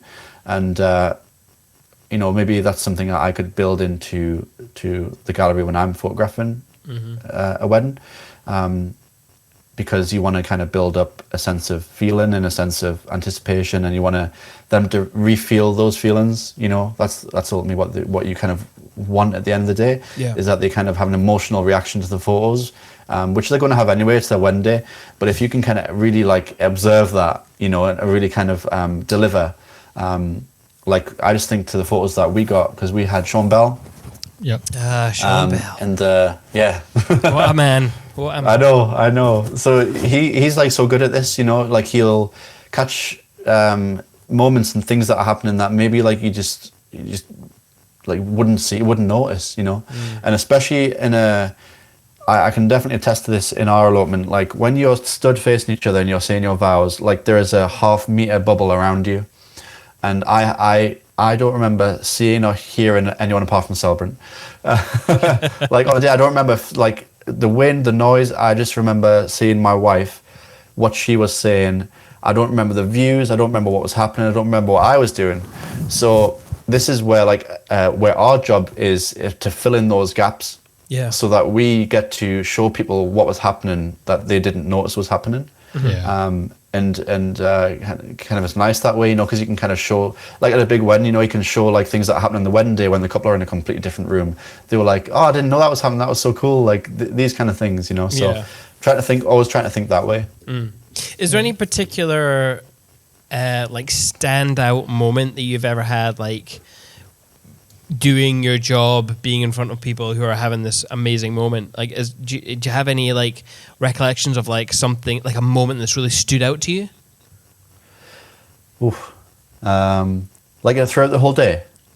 Yeah. Like some like I'll tell you one moment, and actually it wasn't even my moment. It came from another. It came from my second shooter. He was shooting the vows, and I just. He panned the camera down, and there's this little robin on the ground, just ditting around. And he pulled back up to the bride giving the vows, and I quite like the fact that he kind of drew obviously for the vows you'd think hold the shot, but he actually kind of drifted off down to this little bird, and then drifted back up. Not a moment that I was a part of course. But I'll always remember that moment in the edit. But yeah, do you have any moments like that? Yeah, when you've mentioned the bird thing, there was a moment 2 weeks ago at a ceremony. Had this lovely couple, Steph and Jenny, and they were like big into Florence and the Machine, and big into one of them at least was big into like nature. Was like a volunteer outdoors. Loved to come to Skye because there were like birds of prey everywhere. Oh yeah. And she'd mentioned like the ravens on the way through the drive to the ceremony spot. And through the ceremony, they kind of stood looking at each other, and I'm kind of shooting low, like up, because I tend to like to shoot from a low angle when I can. I noticed like two birds circling, like literally above them, and as I'm like shooting the birds, they turned to look up at the birds, and they had mentioned something in the ceremony about ravens, and then they look above them. There's like literally 2 ravens like flying. Oh, Wow. You know, and I saw like this kind of symbolism of this important moment, and these 2 birds, which, you know, it's not a rare thing on Skye, but just so happened to be kind of circling above them at that moment in time. yeah. There was something kind of like quite deeply spiritual about it, and something like it was kind of awe-inspiring, really, like to kind of see that. So I kind of took that shot, and I think, you know, if those are the kind of things that they're really going to kind of stick in their head, you know, that kind of, you know, it's not going to be the best composed shot in the world, or kind of like your most celebrated shot that you might take, but for them it might be like one of the best shots of the whole gallery for them. Yeah. I love moments like that. Yeah. Birds, man, they know. I know. Even though some people Sheep too, lots of sheep. there's lots of sheep. Hey, I'm Ashley from With Jack. I'm one of the sponsors of the Perspective podcast. With Jack helps to keep photographers in business by supporting them financially and legally if they have problems with a client or they make a mistake in their work. We've all had that fear of our CF card or our hard drive failing and losing important photos. You can find out more at withjack.co.uk. Head over there and find out how we can help you be a confident creative. So on the last episode of the podcast, which went really well, it was a really good episode. It was our 100th episode of the podcast. Oh, congrats. Thank you. Ryan from Forged in the North was talking about giving your couple a really strong experience, you know, and for us that's also really important, like almost secondary to, you know, like the experience part is almost the primary aspect of what you build from to make a good film. Yeah. I find, like, even the final product comes second to their experience of the day. How do you ensure? Well, one, do you think that's the case? I suppose. Yeah, definitely. Okay. Yeah, it's definitely like above, and actually the going way back to when we were talking about that videography shoot that I did. Now is with Paul Santos. Yes. I think online he's Paulo Santos. If you were going to Google him, he gave me some advice on the day. I remember the couple actually on the day. This was not even like, this was before the ceremony. He'd literally been there like 2 hours. And the bride turns around to him, and she was so stressed, and he'd been taking the portraits and stuff like that. And she says, "You know what? Like, I don't even care if you lose these photos. If they're like, I don't care what you're going to deliver to us. Like, it's been amazing to have you with us today, and I couldn't have wished for anyone better." Yeah. And I was just thinking, that's what sticks in my head to this day. And it just proves, that proved to me that the experience definitely is worth more to the couple than the actual product. Yeah. Because, you know, he made her feel comfortable. He was, you know, giving her space when she needed it. This sort of thing. Yeah. So, I'd 100% agree with that. Yeah. So how do you go ahead and keep that experience going? Not, I mean, like, because obviously you can recreate their trip to Skye or whatever, but is there any way of, you know, delivering a final product that you have put extra effort into, like sparking a sense of that experience again? Do you know what I mean? Like on the day, how do you make sure they have the best day? Not on the day, like after. Like how do you keep that experience lingering in their head when you deliver their final products? Okay, yeah. So I try to deliver previews within like 24 hours if I can. Right. So this is like, I think anyway, like in my head, because in elopements we've generally got people who are on a trip. They're not going, you know, like back to their house at the end of the day or something like that. Usually, they kind of come far around the world. They, you know, they're in Skye. Maybe they're in there a couple of days. I think like whilst they're still in that like cozy honeymoon excited phase, I want to deliver some like shots to them You know, some like. I feel like that's when they're still emotionally like so strongly attached to the day. They're like on a high, you know, and I think that if I delivered some photos, like some 20, 30 sneak peek previews, doesn't have to be much, from the day, it gets them some like to like relive that day again, you know, because I think if you have such a big day, there's almost like a come down from it, isn't there? Like the next day, Yeah. where like you could get this sense of, you know, when you buy a product, there's things, you know, let's say you want a new gear, you buy a new gear, and the next day you feel like, oh, it didn't give me what I thought. Like I feel like I need something more again. You know, this kind of buyer's remorse thing. Yeah. If you're able to kind of deliver something straight away, it could be, you know, 2-3 days. It doesn't have to be like, you know, like 24 hours. I don't always do that. But I try to deliver as fast as I can some photos for them. I deliver like, I send like a message, a really long message usually about like what, like it was so nice to kind of be with them on the day. Thanks for choosing me.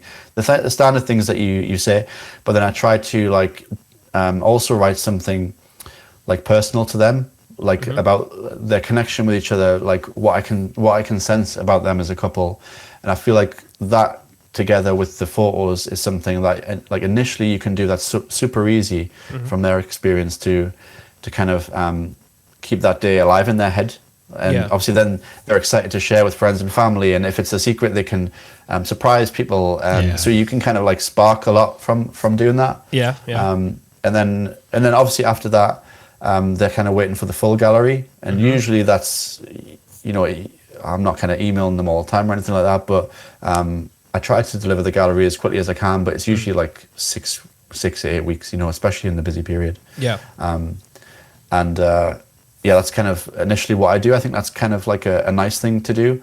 I think a lot of photographers do that, to be honest, like 24 hours, 3 days, something along those lines. I get that not everyone can do that, you know, especially if you're like traveling, you've got multiple shoots, it's not possible. But just delivering like something, it could be one photo, you know, if you've got time to just like send them a wide shot of the ceremony or something like that. Like that's something that they're going to like really hold on to. I also toyed with the idea of, because a couple of couples have brought along this kind of Polaroid camera on the day, and have like given it to me to like take some shots. And at the end of the day, like you physically deliver like 10 Polaroid images to them. Like they physically got something they can like look at, you know, straight away. So I've toyed with the idea of like buying something like that to take it to elopements, and I can like literally at the end of the day give some photos straight away. Something like kind of nostalgic about it and kind of romantic, I think. You can, I mean, Polaroid have just released like one of their, what model of Polaroid camera was it? But it's like the first Polaroid camera that they've released in years. Can't remember the name of it. Terrible. But I just thought, oh, really interesting, getting that nostalgia. They are getting the nostalgia back, and I know. It's cool. But well, so the reason I asked that, and I butchered the question, I do apologize. I really need to learn. I need to learn how to ask a good question. Who gave me a podcast? I don't know. But it's because we give whiskey in our box when we deliver. And obviously, it's cool on the day when you give a gift, but obviously, whiskey can last a long time. So when they get their film, a few months down the line, they've got this whiskey that we've given them. So they'll have that. They give this to me on the day. It's part of the day, and they can finally open it when they get their film. And it's kind of like, you're giving them the sight with the visuals, you're giving them the sound with the audio that you've chosen to select in your films, and now you're giving them a taste. And hopefully, you know, if they're not from Scotland, then it'll like double back, and they'll think, oh, Scotland whiskey.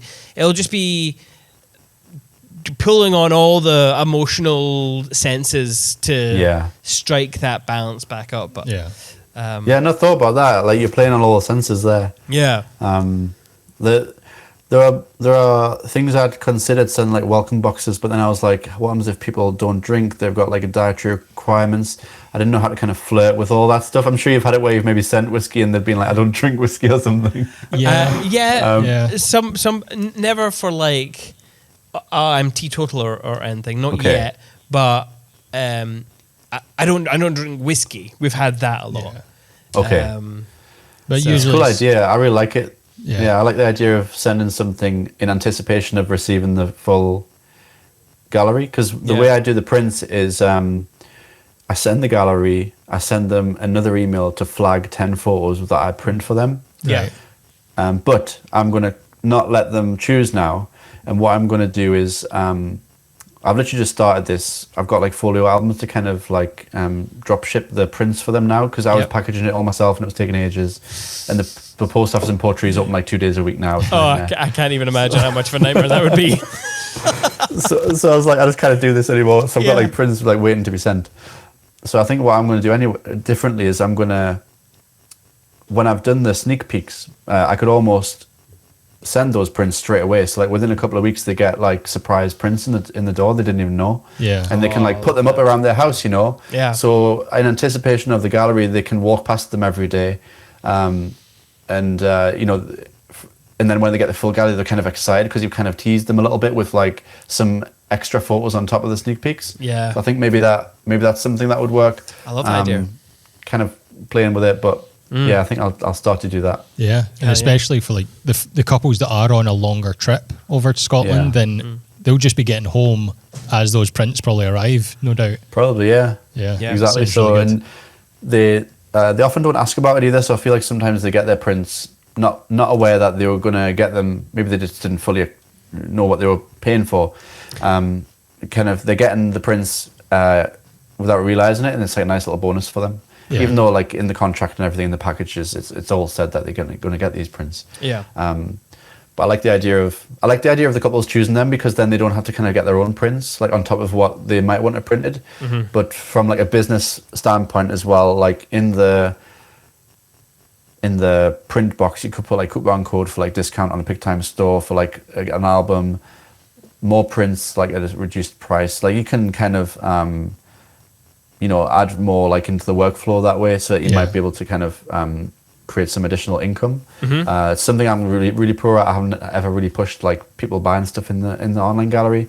I know like some photographers are like really good at it, and they've got like workflows, and like they make like a lot of money through like winter, through like all this stuff. So Yeah. that's something I like. That's like a gap in my business, I think, at the minute, that I need to kind of look into. Yeah. Okay. It sounds like you're always sort of pushing yourself to learn and improve, like having started the pandemic and then jumped to about, was it 20 or 30 bookings straight away from Hell yeah. all that SEO work and marketing. So it seemed, and then all of a sudden changing to elopements and pushing that. You're always sort of working on the business as well as improving your skills. Like where are you sort of marketing yourself, and what are you working on just now? Like, is it still SEO with the blogging? Well, for it mainly is SEO, because I got some really kind of helpful information from Fuel Your Photos. Do you know Fuel Your Photos? Yeah, I'm Yeah, sure yeah. I signed up to their Facebook group at one point. Yeah. Yeah.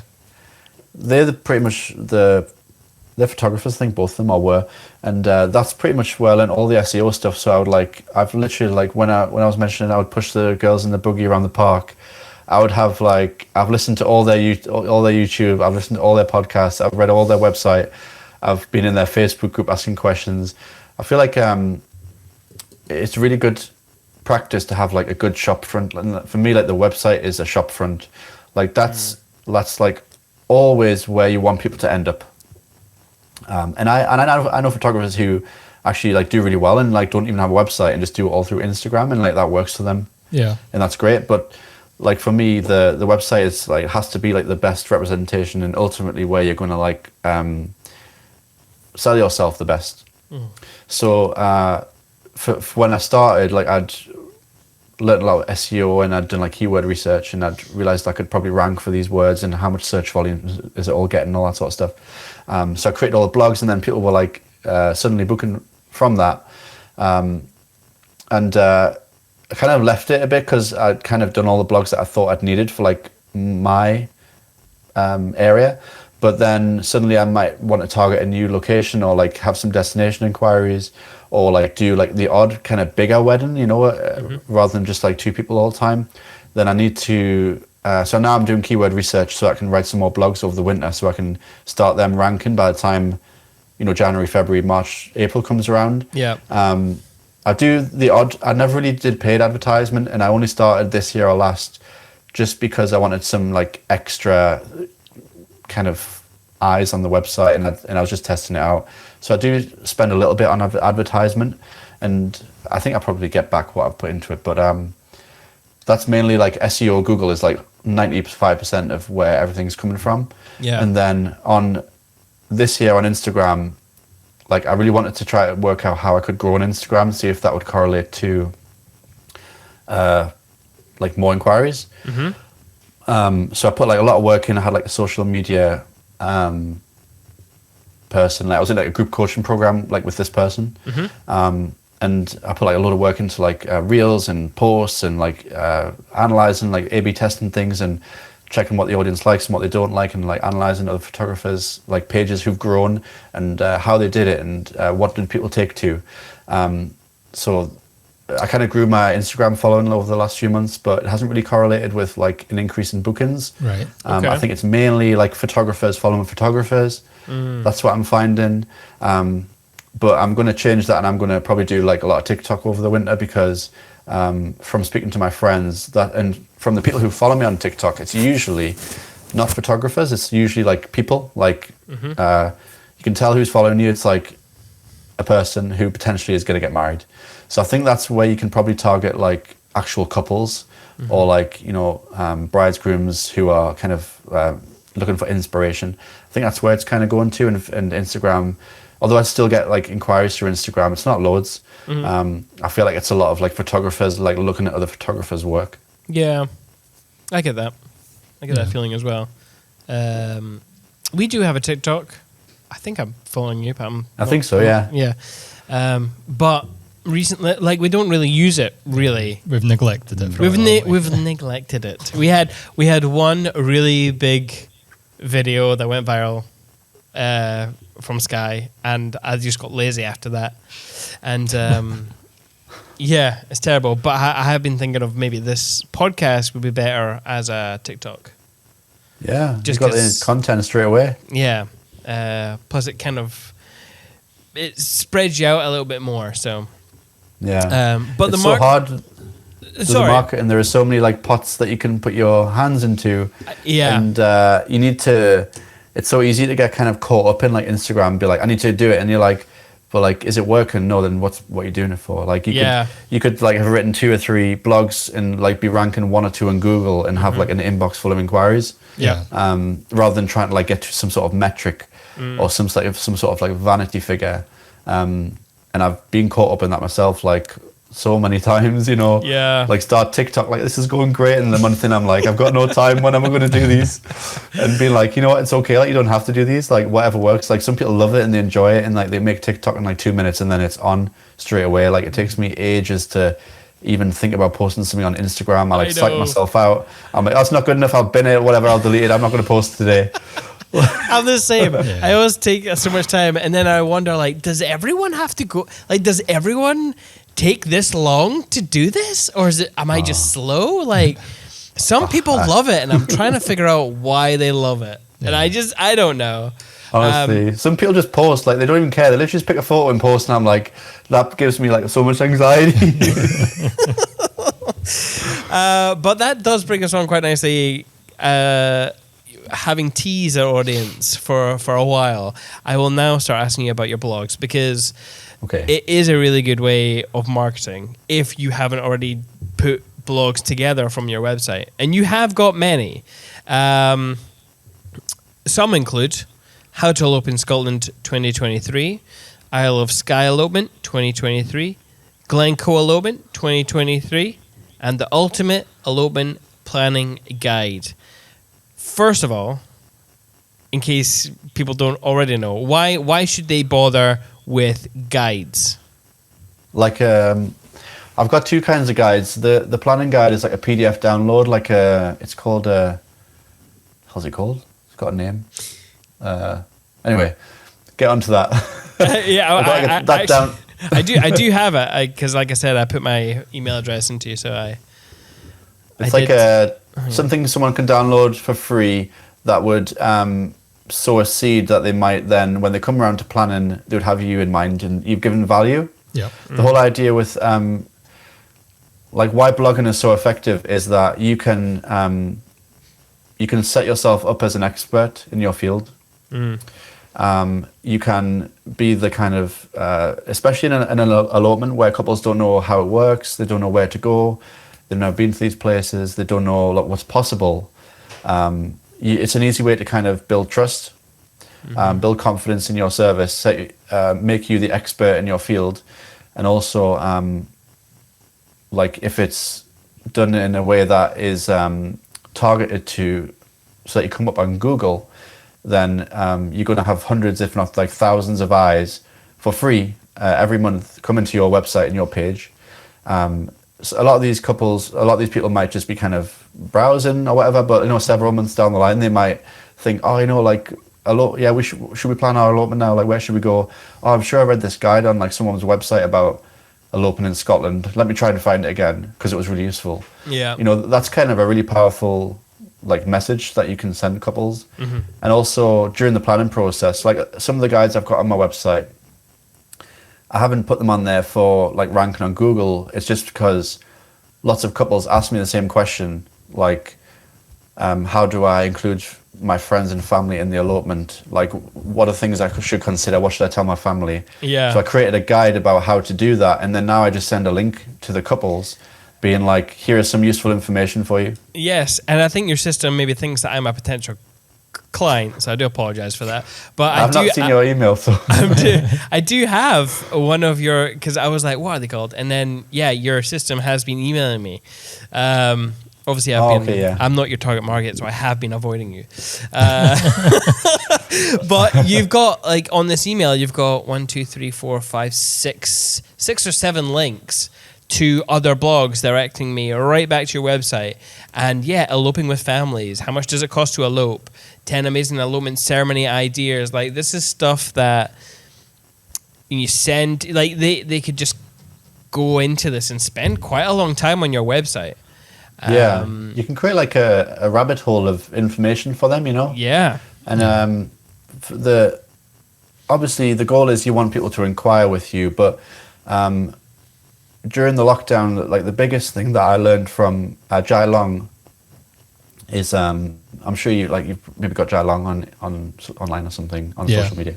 We have, yeah. It's like he's been on the podcast. Oh, really? Yeah. Oh, you have to listen to that. It's good. I've not seen it. Yeah. It's good. I've it's not good. Seen it. I'll have to get on it. Oh, cool. Yeah. He's like he completely like had an effect on me in that he switched my mindset around. Rather than trying to like hold back information, like I try to deliver as much free information as I can, put it out there. I know some people think you shouldn't do that. You shouldn't like, give away all your kind of information until couples are booking, and then you help them plan and give them the information then. But in my experience, like if you deliver free information all the time, give as much value as possible, like you will reap the rewards at some point. And that's kind of the whole idea with the blogs, is to deliver valuable information so that people can learn. And oftentimes they'll go and book someone else, because not everyone on your website is going to book you. But for the people who are kind of on the fence, you're going to keep them in your mind. And obviously the whole idea of people going to your website is that you can then set up a Facebook pixel. You can do retargeting campaigns. Like what you've got there is an active campaign marketing sequence of emails that I send when couples download that guide. Yes. So you can have multiple funnels, like from people going to your website. That's why it's so powerful, is that you can retarget, you can branch out in so many different ways to kind of keep those people coming back to your work. Yeah. If cool. somebody, say there's a photographer who's also sort of new to the industry and thinking, oh crap, I've got so much to do. I need to be blogging and funnels, and it's all like daunting. How would you recommend they start with their first blog? Like where would be their starting point? And also, actually, do you have any advice on your experience? Like, is a blog post better than like a separate page on your website? Is there much difference? Have you noticed? So all the only information I've got is stuff I've heard from Fuel Your Photos. So if there's Yeah. people out there who are looking for like the holy grail of information for this sort of stuff, they should definitely go to Fuel Your Photos for Dylan and Corey. But like from my personal experience, well, it's just what I did. So the first thing that I did was, you know, you want to be a photographer. It doesn't matter where you are in the world. Like, let's say you're in France and you want to shoot, you know, elopements in Bordeaux or something like that. You need to know who your audience are. You need to know what they're searching for, and you need to know what they want and what their pain points are. And then you can build a website around that. So if you're starting out and you want to start blogging, if you haven't got any blogs, you've literally just got like a website, sales page, contact page. Think about like, you know, where are you shooting? You can do keyword research. So you can Google, like, for example, if you Google Scotland elopement, you'll see like there are people in the first place. Obviously, they get loads of clicks. There are people second place, third place. You can do research that will tell you how many clicks every month and how many searches Google is getting for these kind of terms every month. So you could see your potential audience size, you know, from doing that. So let's say you are the main thing that I did was trying to get my homepage to rank. So if you're brand new, you could probably start doing that. But then let's say you are, like, let's say in France and you want to do elopements, you could Google, you know, elopement in France. Probably it's getting like a lot of searches. And then you could create a guide like that would kind of answer maybe like the best places to get married in France. The best, like in Scotland, you could do like the best castles to get married in Scotland. The best outdoor venues in Scotland. You could do the top 10 small wedding venues in Scotland. There are loads of like ways you could do this so that you could get eyes on your stuff. But it's easy to get overwhelmed too. So I would initially just kind of say like, what's the kind of main thing you're offering? What's the one kind of guide that you could really like look to market your stuff towards and kind of target, and then just like go ahead and start doing that, and then refine it. And there's a lot of like learning that goes into SEO, because it's not just about kind of creating like a guide that's got like keywords just scattered everywhere. Like you've got to like actually provide like Google with the best answer to that question. And there's a lot of like you know, website speed has to be good, backlinks, like as you'll know yourselves, like there's a lot of kind of going in there. But that's kind of the main thing you could do. Or you could just initially start like, let's say you shot like a wedding in, I don't know where it could be, like you shot a wedding at, like say Borthwick Castle, you could just blog that, you know. But instead of doing what a lot of photographers might do, or videographers, which might be just a kind of Borthwick Castle wedding, little paragraph about the couple, and then like all the photos, you could like actually talk about like, break it up into sections and talk about like the best features of Borthwick Castle, what to do in the area, what's the average cost of a wedding at Borthwick Castle. You could provide a lot of value whilst also still blogging that wedding at the same time. Yeah. And if Google is, I'm assuming it's like I've seen the castle, but I'm assuming people are googling like Borthwick Castle wedding. Maybe not in huge numbers, but those people who are, if you've got like the best answer to that question, they're going to come to your stuff first. Yeah. So it's easy to get like overwhelmed by it, but I'd probably start by looking at like, you know, what have you got already that you can blog? Because there's a lot of like, you know, research that goes into creating like a good blog. What can you do like initially? What have you got your hands on at the minute that you could kind of just like put something out there? And the Feel Your Photos kind of photographers, they always say, like, if you've got anything, it could just be like like a bullet point, like you've got 10 best wedding locations in Scotland. You could literally just post it as bullet points with no other information, just so that Google's kind of starting to get the traction. So don't wait for it to be perfect. Just like get a blog, get some information together, post it, keep working on it as Google's trolling it. The question around like a page and a post, the only information I got around that was that a page, like you could create a separate page for like cornerstone content.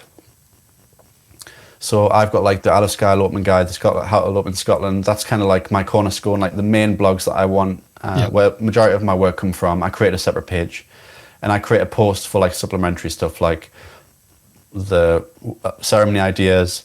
If I'm blogging like a couple and their elopement, I'll use a post. But I think Dylan and Corey had tested it and hadn't noticed much difference in page or post, to be honest with you. Yeah. I think that's the top and tail of it, is that it's not like too important. Mm-hmm. Yeah. Cool. The main point is just have good content and help people. Yeah. Help people, yes. Yeah, exactly. That's like the underlying thing, is provide, you know, it's easy to find out. So you'll go through emails and you'll see what people have asked you.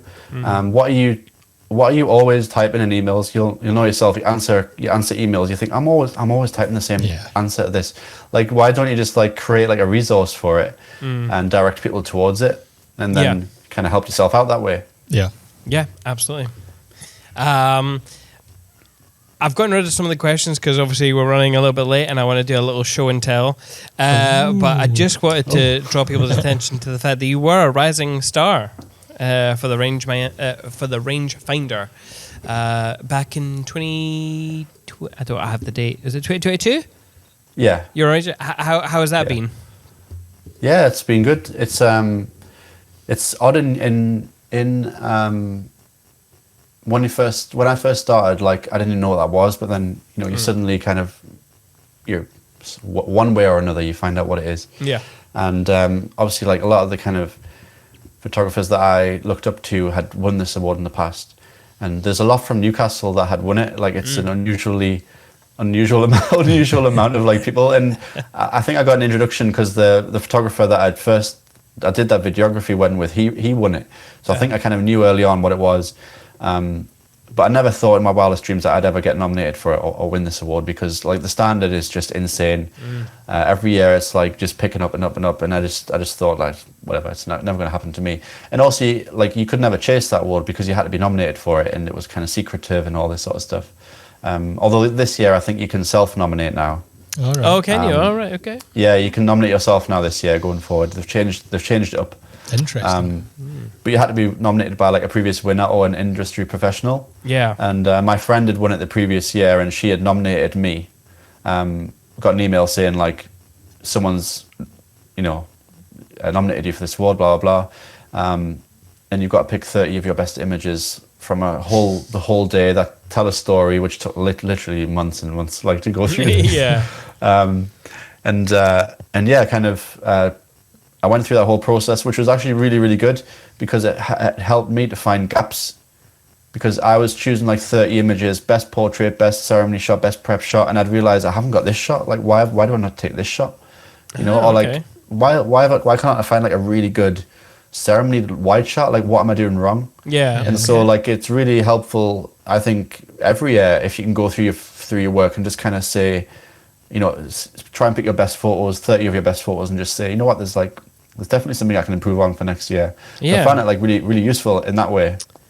Interesting. But yeah, I submitted it, and then like a few months down the line, I got an email actually woke up because my daughter was crying. So it was like 3:00 in the morning. I woke up. I thought I hadn't won it because I'd checked my emails all day. I hadn't got anything. And she'd been sick in the bed. Oh. So I'm going into her bedroom, like looking at my emails. You've won this Rising Star Award, and I was like, "Holy crap! Like what? I can't believe it!" Like, and as I'm like dealing with a sick child, so right back down to earth. it was very odd kind of moment. Highs and lows right there. Yeah, it was very like that. The scene was strange. But yeah, to be honest with you, like it's crazy because I'd never seen anything like unique that I would win that award. Like it was just an honor to be nominated, and I was thankful to kind of send photos in. And obviously they saw something that they liked, which was cool. But in terms of like awards in general, they never really convert to like more work. Yeah, I don't think like it hasn't changed. The work hasn't changed my following online. Like it never changed my Instagram following. It's not gonna be like a sudden like crazy boost. It just I think puts your name amongst more industry professionals. Yeah. People are maybe aware of you in some sense. So it's more like recognition, because I think there's a lot of kind of self-doubt, especially in my mind. Like my work wasn't good enough. I'm like terrible. I've gone like through this process like loads of times. Like why am I even photographing? So to kind of get that award was like a nice little nudge, like, you know, you're doing all right, like keep it up. So in that sense, it was quite nice. Yeah. Oh yeah. Well, congratulations again. Yeah. Now, show and tell, a new section of the podcast. Oh, what's this about? Inspired by a past episode of when we were working with Thrive last year. Who was it that we had on talking? Sam Docker. It was Sam Docker, and I showed. some Basically, from now on, I want to pick a handful of images to show, and for you to tell me the story behind it. Anyone will do. I will choose it. Greg will put it up on screen. First of all, can you see this image? Yes. Okay. Audio listeners, I'm very sorry. You're going to have to stop and go to our YouTube channel and hit subscribe. or Spotify. Interesting video. you've chose this one. So the reason I've chosen this one to begin with, it's a couple standing in the wood, obviously reading their vows, perhaps. I'm not entirely sure if it's their vows because there's no celebrant. It doesn't seem like a ceremony location. But this reminds me of a time where we shot a really beautiful scene, very much like this. It wasn't part of their ceremony, but we put them in the woods. It had amazing light, and they had personal letters. And I'm not sure. So tell me about this image. It's interesting. I don't know how I got that image because I thought it was removed from my website. Maybe it's some other page. Where did I get it from? I might have got it from your Instagram page. Okay. The reason it's interesting is this is from a workshop I did with Sean Bell. Oh, okay. Oh, so it's not even a real thing. Oh, No. Two of the images you've got there, one was from when I was exploring the Dolomites with like a couple that I'd hired, and this one's from a workshop. I figured the Dolomites was a workshop, but that's that's. But it's interesting. It's interesting this photo because that was like when I was first starting to think about changing my website. That I wanted to get some outdoor content. Yeah. I found Photography Farm. I'm sure it was Photography Farm, and they were doing like a shoot in Scotland. This was only like an hour from my house because Newcastle is really close, obviously, to kind of the Edinburgh area. So I turned up for this workshop, and there's a kind of couple, like real couple, but they're kind of obviously hired models for the shoot. There's like 10 other photographers there, and Sean Bell is leading our group, and he's kind of set up the kind of scene in the woodland with a couple reading their vows. So I couldn't really say from my perspective that there's anything kind of unique that I've done there because this is all kind of like a scene being set up by someone else. Yep. Sort of feel wrong for me to kind of say, oh yes, the light was just amazing through the trees there. And, well, it's just so I don't know what's going to make me in future pick certain images, right? But for me, this was more of an idea kind of image that you don't need to wait until the ceremony to get some nice shot of them telling each other stuff. It doesn't even need to be vows, you know. And letter reading, maybe, you know, you'd see it on every wedding film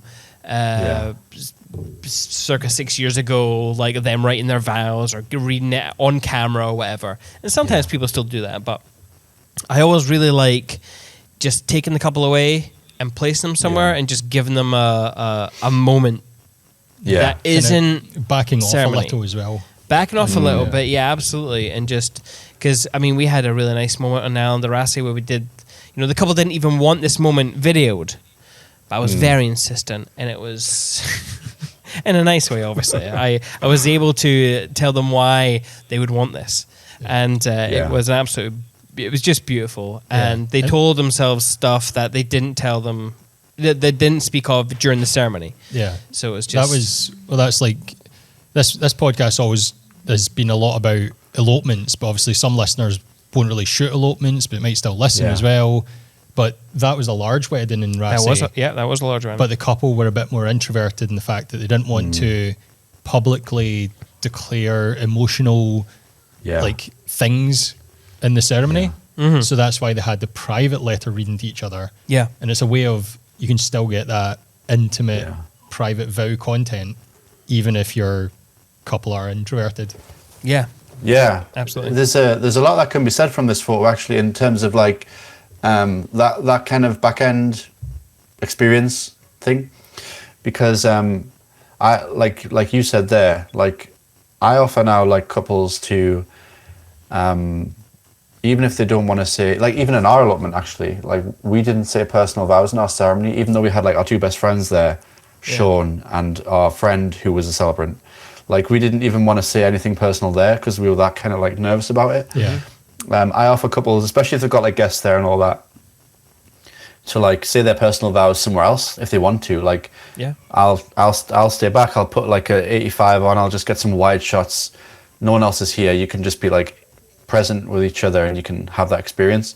And I've even had it where the couples have had like a completely like a second ceremony. Like in Glencoe last year, a couple had a ceremony, and then in secret, until obviously the family finds out, sees the photos, we went to a second spot with the same celebrant, like a couple of miles away, and they had a second ceremony, full ceremony, just them two with personal vows. So they had like two ceremonies. Oh, amazing. And I think like these are the kinds of like experience things and these like nuggets of information and kind of tips and tricks and stuff that like we think probably not much of, but like a couple would never have in their dreams probably even thought that that's something people could do. Yeah. And probably for like the couple that you were mentioning, like they really appreciated the fact that you kind of like offered that as an option. Yeah. Yeah. And so just for videographers out there, to mic it, just a little Sony in the jacket pocket with a wind muff picks both of them up fine, because they're standing so close to each other. Next image, Greg. No, not the Dolomite Zet. Yeah, this one. Talking about tips and tricks. Now, I've selected this image, David, because one, I liked it, but I have we recently just released a video where I talk about my favorite tool for weddings, and my favorite tool is a prism. Now, I don't know. This doesn't look like a prism to me. Could be wrong. However, you've used a very similar technique in the fact that you're creating, not like to me you are creating an image here. You're not capturing an image, right? So tell me what this shot, how you did it, the story behind it. Yeah, this isn't a prism. Is it your phone? No, I'm gonna guess it's is that a TV on this side? Oh, no, almost. Almost. There was an option for a TV, but I've tried TV reflections before, but usually I can't focus through them. Like it's kind of too blurry. But it's a mirror, right? Yeah, but you know, some of those mirrors, they have like an angled at the very edges mirror. Yeah. Yep. I was shooting through that. Nice. So like, and there's a few shots I've like since this that I've kind of seen mirrors, and I've tried like, if you place it, you'll get like the mirror shot, and you'll get like 2, 3, maybe even 4 of like their reflection, like still, and it really, because I think I was kind of stuck in a rut with like portraits and stuff like that, and I was trying to like focus less on creating portraits that I'd seen, you know, like other photographers post, like put them by a window, you know, light on the side of the face, all that sort of stuff. Yeah. I was just kind of thinking, how can I like just be like a little bit more creative, a little bit more fun with it? And I had a really good like tip from Nina and Derek, who had a workshop with like probably 2 years before this, but they said at weddings what they do is sometimes they'll do like, we'll take 5 photographs for them and 1 for us. Yeah. And I may not use it, but like I want to try to like throughout the day create something for me that's just for me, for my creative itch. I might think it's cool shooting through fern, get a mirror, get a prism, do whatever you want to kind of like just spark something and give you like a little bit of like, you know, because you could have a huge payoff. You could like create the best image you've ever created. This is kind of what happened here. I'd done some portraits and I saw this reflection and I just kind of captured it through there. And I feel like what you're saying there, I was really trying to think more about creating an image and creating a mood, and trying to like intentionally do that rather than shooting passively and just like going with the flow, because for me I'd never kind of get better if I kept doing that. Yeah. So this is the kind of like the result of that. It's quite nice having them on the big screen here. Obviously, the big screen you won't be able to see very well. But for me, like when I saw this on Instagram and when I took it off your social media, there's certain little details that I couldn't see, but having them on the big TV is quite nice. Like now that I'm looking at it, I can very clearly see that you're shooting a mirror because the rings on her chest are kind of like doubled over. Yeah. As well as the nice reflection and just the shapes that you've created. I quite like it. Anyway, it was nice. The only downside to that was from the only thing I'd change, because I'm a stickler for like composition and leading lines and stuff like that, is there's a line going through her head, and I can't divert my eyes from that. There's a line going through her head where there's a vertical line of the window going through her head by her nose, and I wish I'd framed it differently. Yeah. But it's quite nice though, because her hair is almost the same color as the background. Yeah. So the line and that we're getting really critical here, but the line continues down here, right into the line of her dress. Yeah. So in actual fact, when you're looking at it, it feels right to me. Okay. Whereas normally you're right, you'd be looking for lines and stuff. It all comes down to you always over-critique your own work, don't you? Like, honestly, yeah. But the moment I get so excited, and I'm like, oh, why didn't I just like take a breath and be like, okay, because I'm shooting, and I'm like, are these even in focus?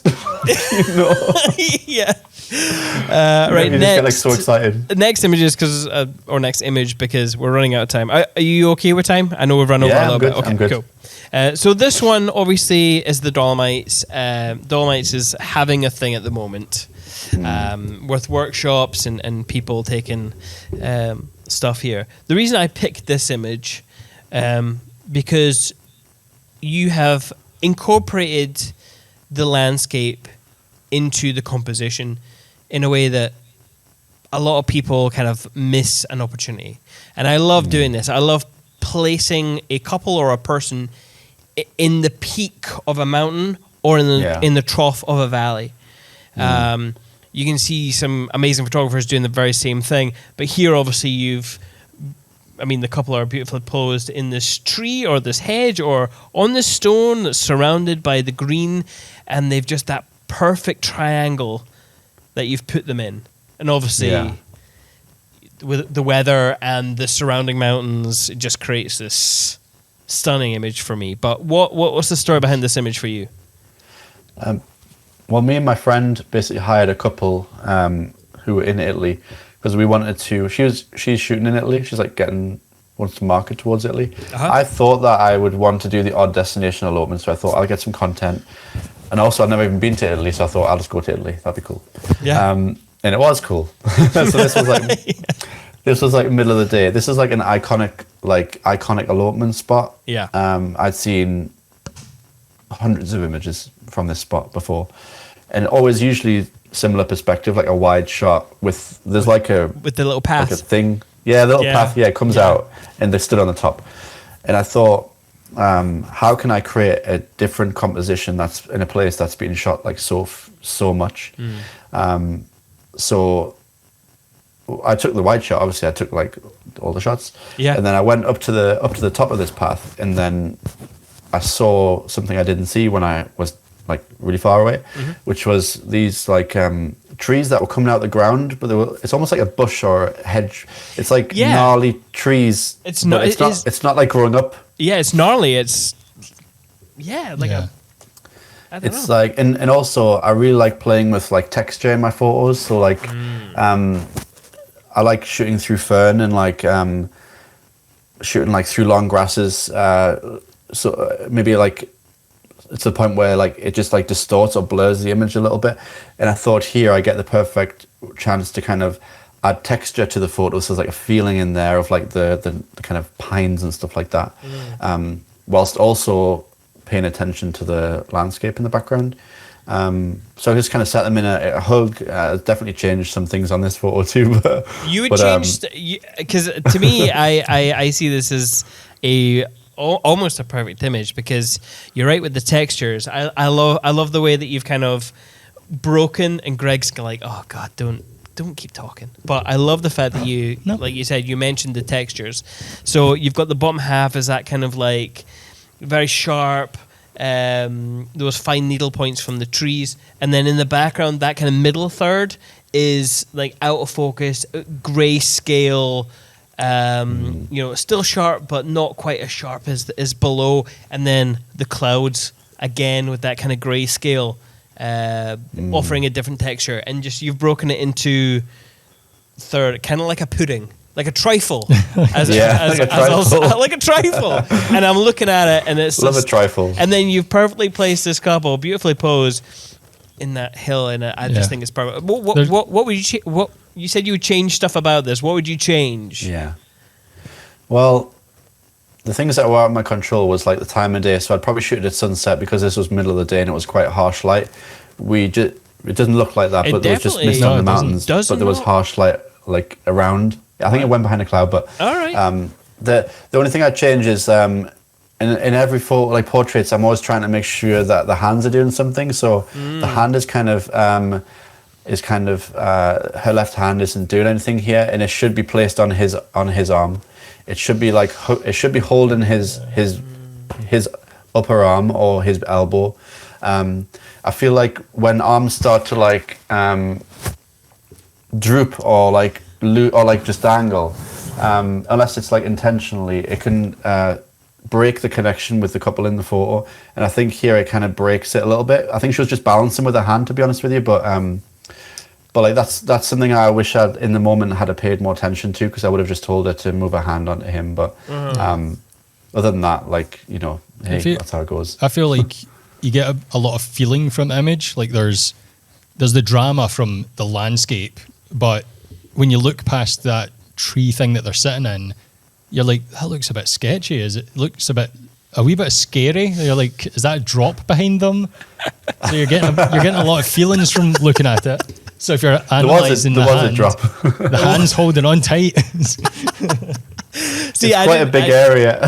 I didn't get that feeling, but I suppose you are right. Yeah, they could like through that gap there. It just looks like a drop, and you're like, oh, there's a bit of drama there. Yeah. Yeah, it's quite a nice it looks scary when you look at the wide photo because it almost looks like there's no space at the top of there, but there is quite a bit of space, and beyond the hedges there is another little space that you could stand in, and that's where usually people do stand. Yeah. But you obviously can't see that from that image. It was perfectly safe. Yeah, that's what you're getting perfectly safe. Yeah. No, that's excellent. Well, thank you very much for taking the time to talk about your images there. I quite like this little section of just not critiquing, but having a conversation about actual images that our guests have taken and the story behind them. So no, it's a cool idea. I liked it. Next time I'll maybe run it by our guests to make sure that it's not like all workshops. I know. I saw the two of them and I was like, oh, jeez. Oh, Jesus Christ. You could have lied. You could have said anything. I could have. It's not right, though, is it? It's not right. But, no. Even if they were workshop images, they still offered a discussion point. Yeah. And especially, if our listeners have even just not seen the images, they've just listened to us talk about the ideas behind some of these images, or maybe we've sparked an idea in their head, or that is the goal. Yeah. That's the goal of the podcast. Yeah. That is the goal of this new show and tell, which I love. I love the show and tell. Yeah. So great. Definitely watch this show and tell, because you're missing out if you're not. The cool thing about the one thing I would say about the fact that there are workshop or models is workshops are really cool if you're just starting out and you want to get some content, you want to learn from someone who's doing really well, getting contact that you couldn't otherwise get, socializing and networking. I still chat to a lot of these photographers I was on that workshop with, and also hiring couples just for personal reasons, just because you want to try something new, you want to go to a new location. It's really good, and it really kind of will keep your creative energy going. If you always want to try something, you push the boundaries a little bit, but you don't want to try on a wedding day because it's too much risk. You don't want to kind of deliver a different style that they've booked you for, this sort of thing.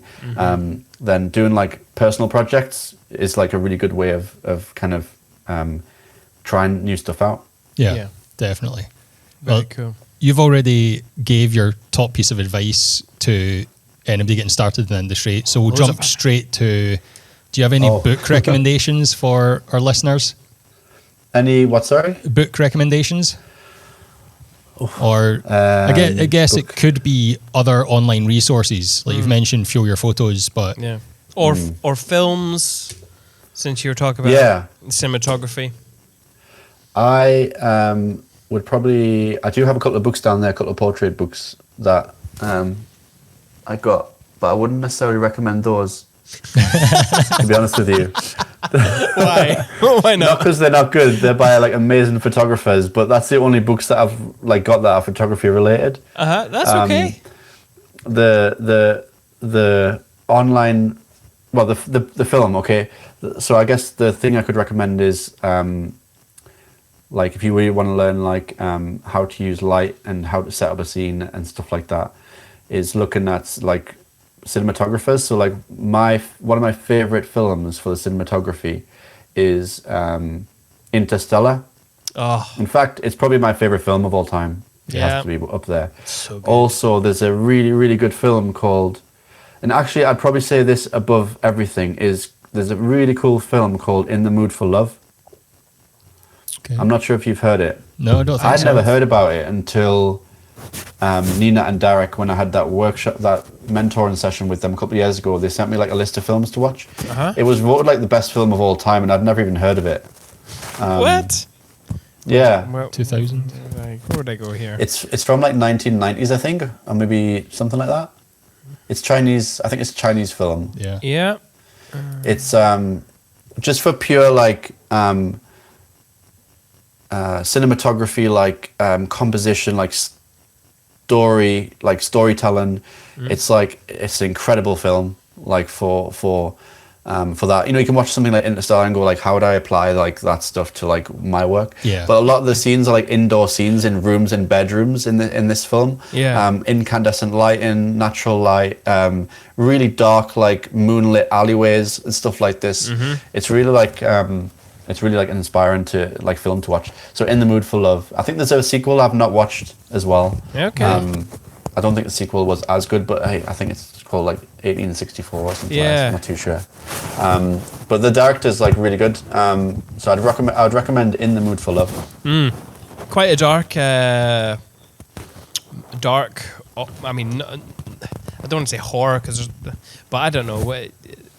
The use of the font and the long hallways and the lighting and the framing, I can see some of this being able to be used in like wedding stuff. Other aspects of the cinematography, woofed. Nice and dark, just how I like it. Yeah, it's quite a romantic film, so it kind of contrasts with that, what you're seeing in the visuals. Yeah. It isn't, it's kind of a love story, the film. But like a resource would have to be Fuel Your Photos that I would send people to for like education online. Yeah. Definitely like would be that, because that's like what I don't think my business would be here today if I hadn't found those people online. That's all. Awesome. So it's a big recommendation. Hell yeah. Yeah. Well, that brings us to the end. Thank you very much for Thank you. joining us for another very long episode. 2 hours and 20 minutes. Jesus. Where can people find you online? They can find me on my website, davidconatyphotography.com, or on Instagram, davidconaty.photography. And I think I have TikTok. I think it's the same, davidconaty.photography. I don't know. But yeah, website and social and like Instagram. That's usually where I am the most, like posting like stories of what I'm up to and all this sort of stuff. Yeah. Excellent. And people can find us at perspectivebycinemate.com. Our Instagram is at perspectivebycinemate. So you can join us there. Still low numbers. We're getting there. We're getting there very slowly. It's always hard to say, like, we've been doing this podcast for 3 years. It's really popular, but our Instagram has like 200 followers. So we just started. It looks like we've just started, but yeah. So if you feel sorry for us, don't. But go and like our Instagram. And thank I you. know your podcast is huge. Like I know so many photographers who like watch you, who listen to you, and you've had like such big names on. Obviously, like your respected podcast. Yeah. Oh, well, thank you. I'm glad that Yeah. is the case. I'm glad that is the case. Yeah. Thank you very much With Jack for sponsoring another episode of this podcast. If you love this conversation, you can hit that subscribe button on our YouTube at youtube.com/@perspective by Cinemate, or wherever you get your podcast. You can get your podcast there. However, In the meantime, enjoy your life.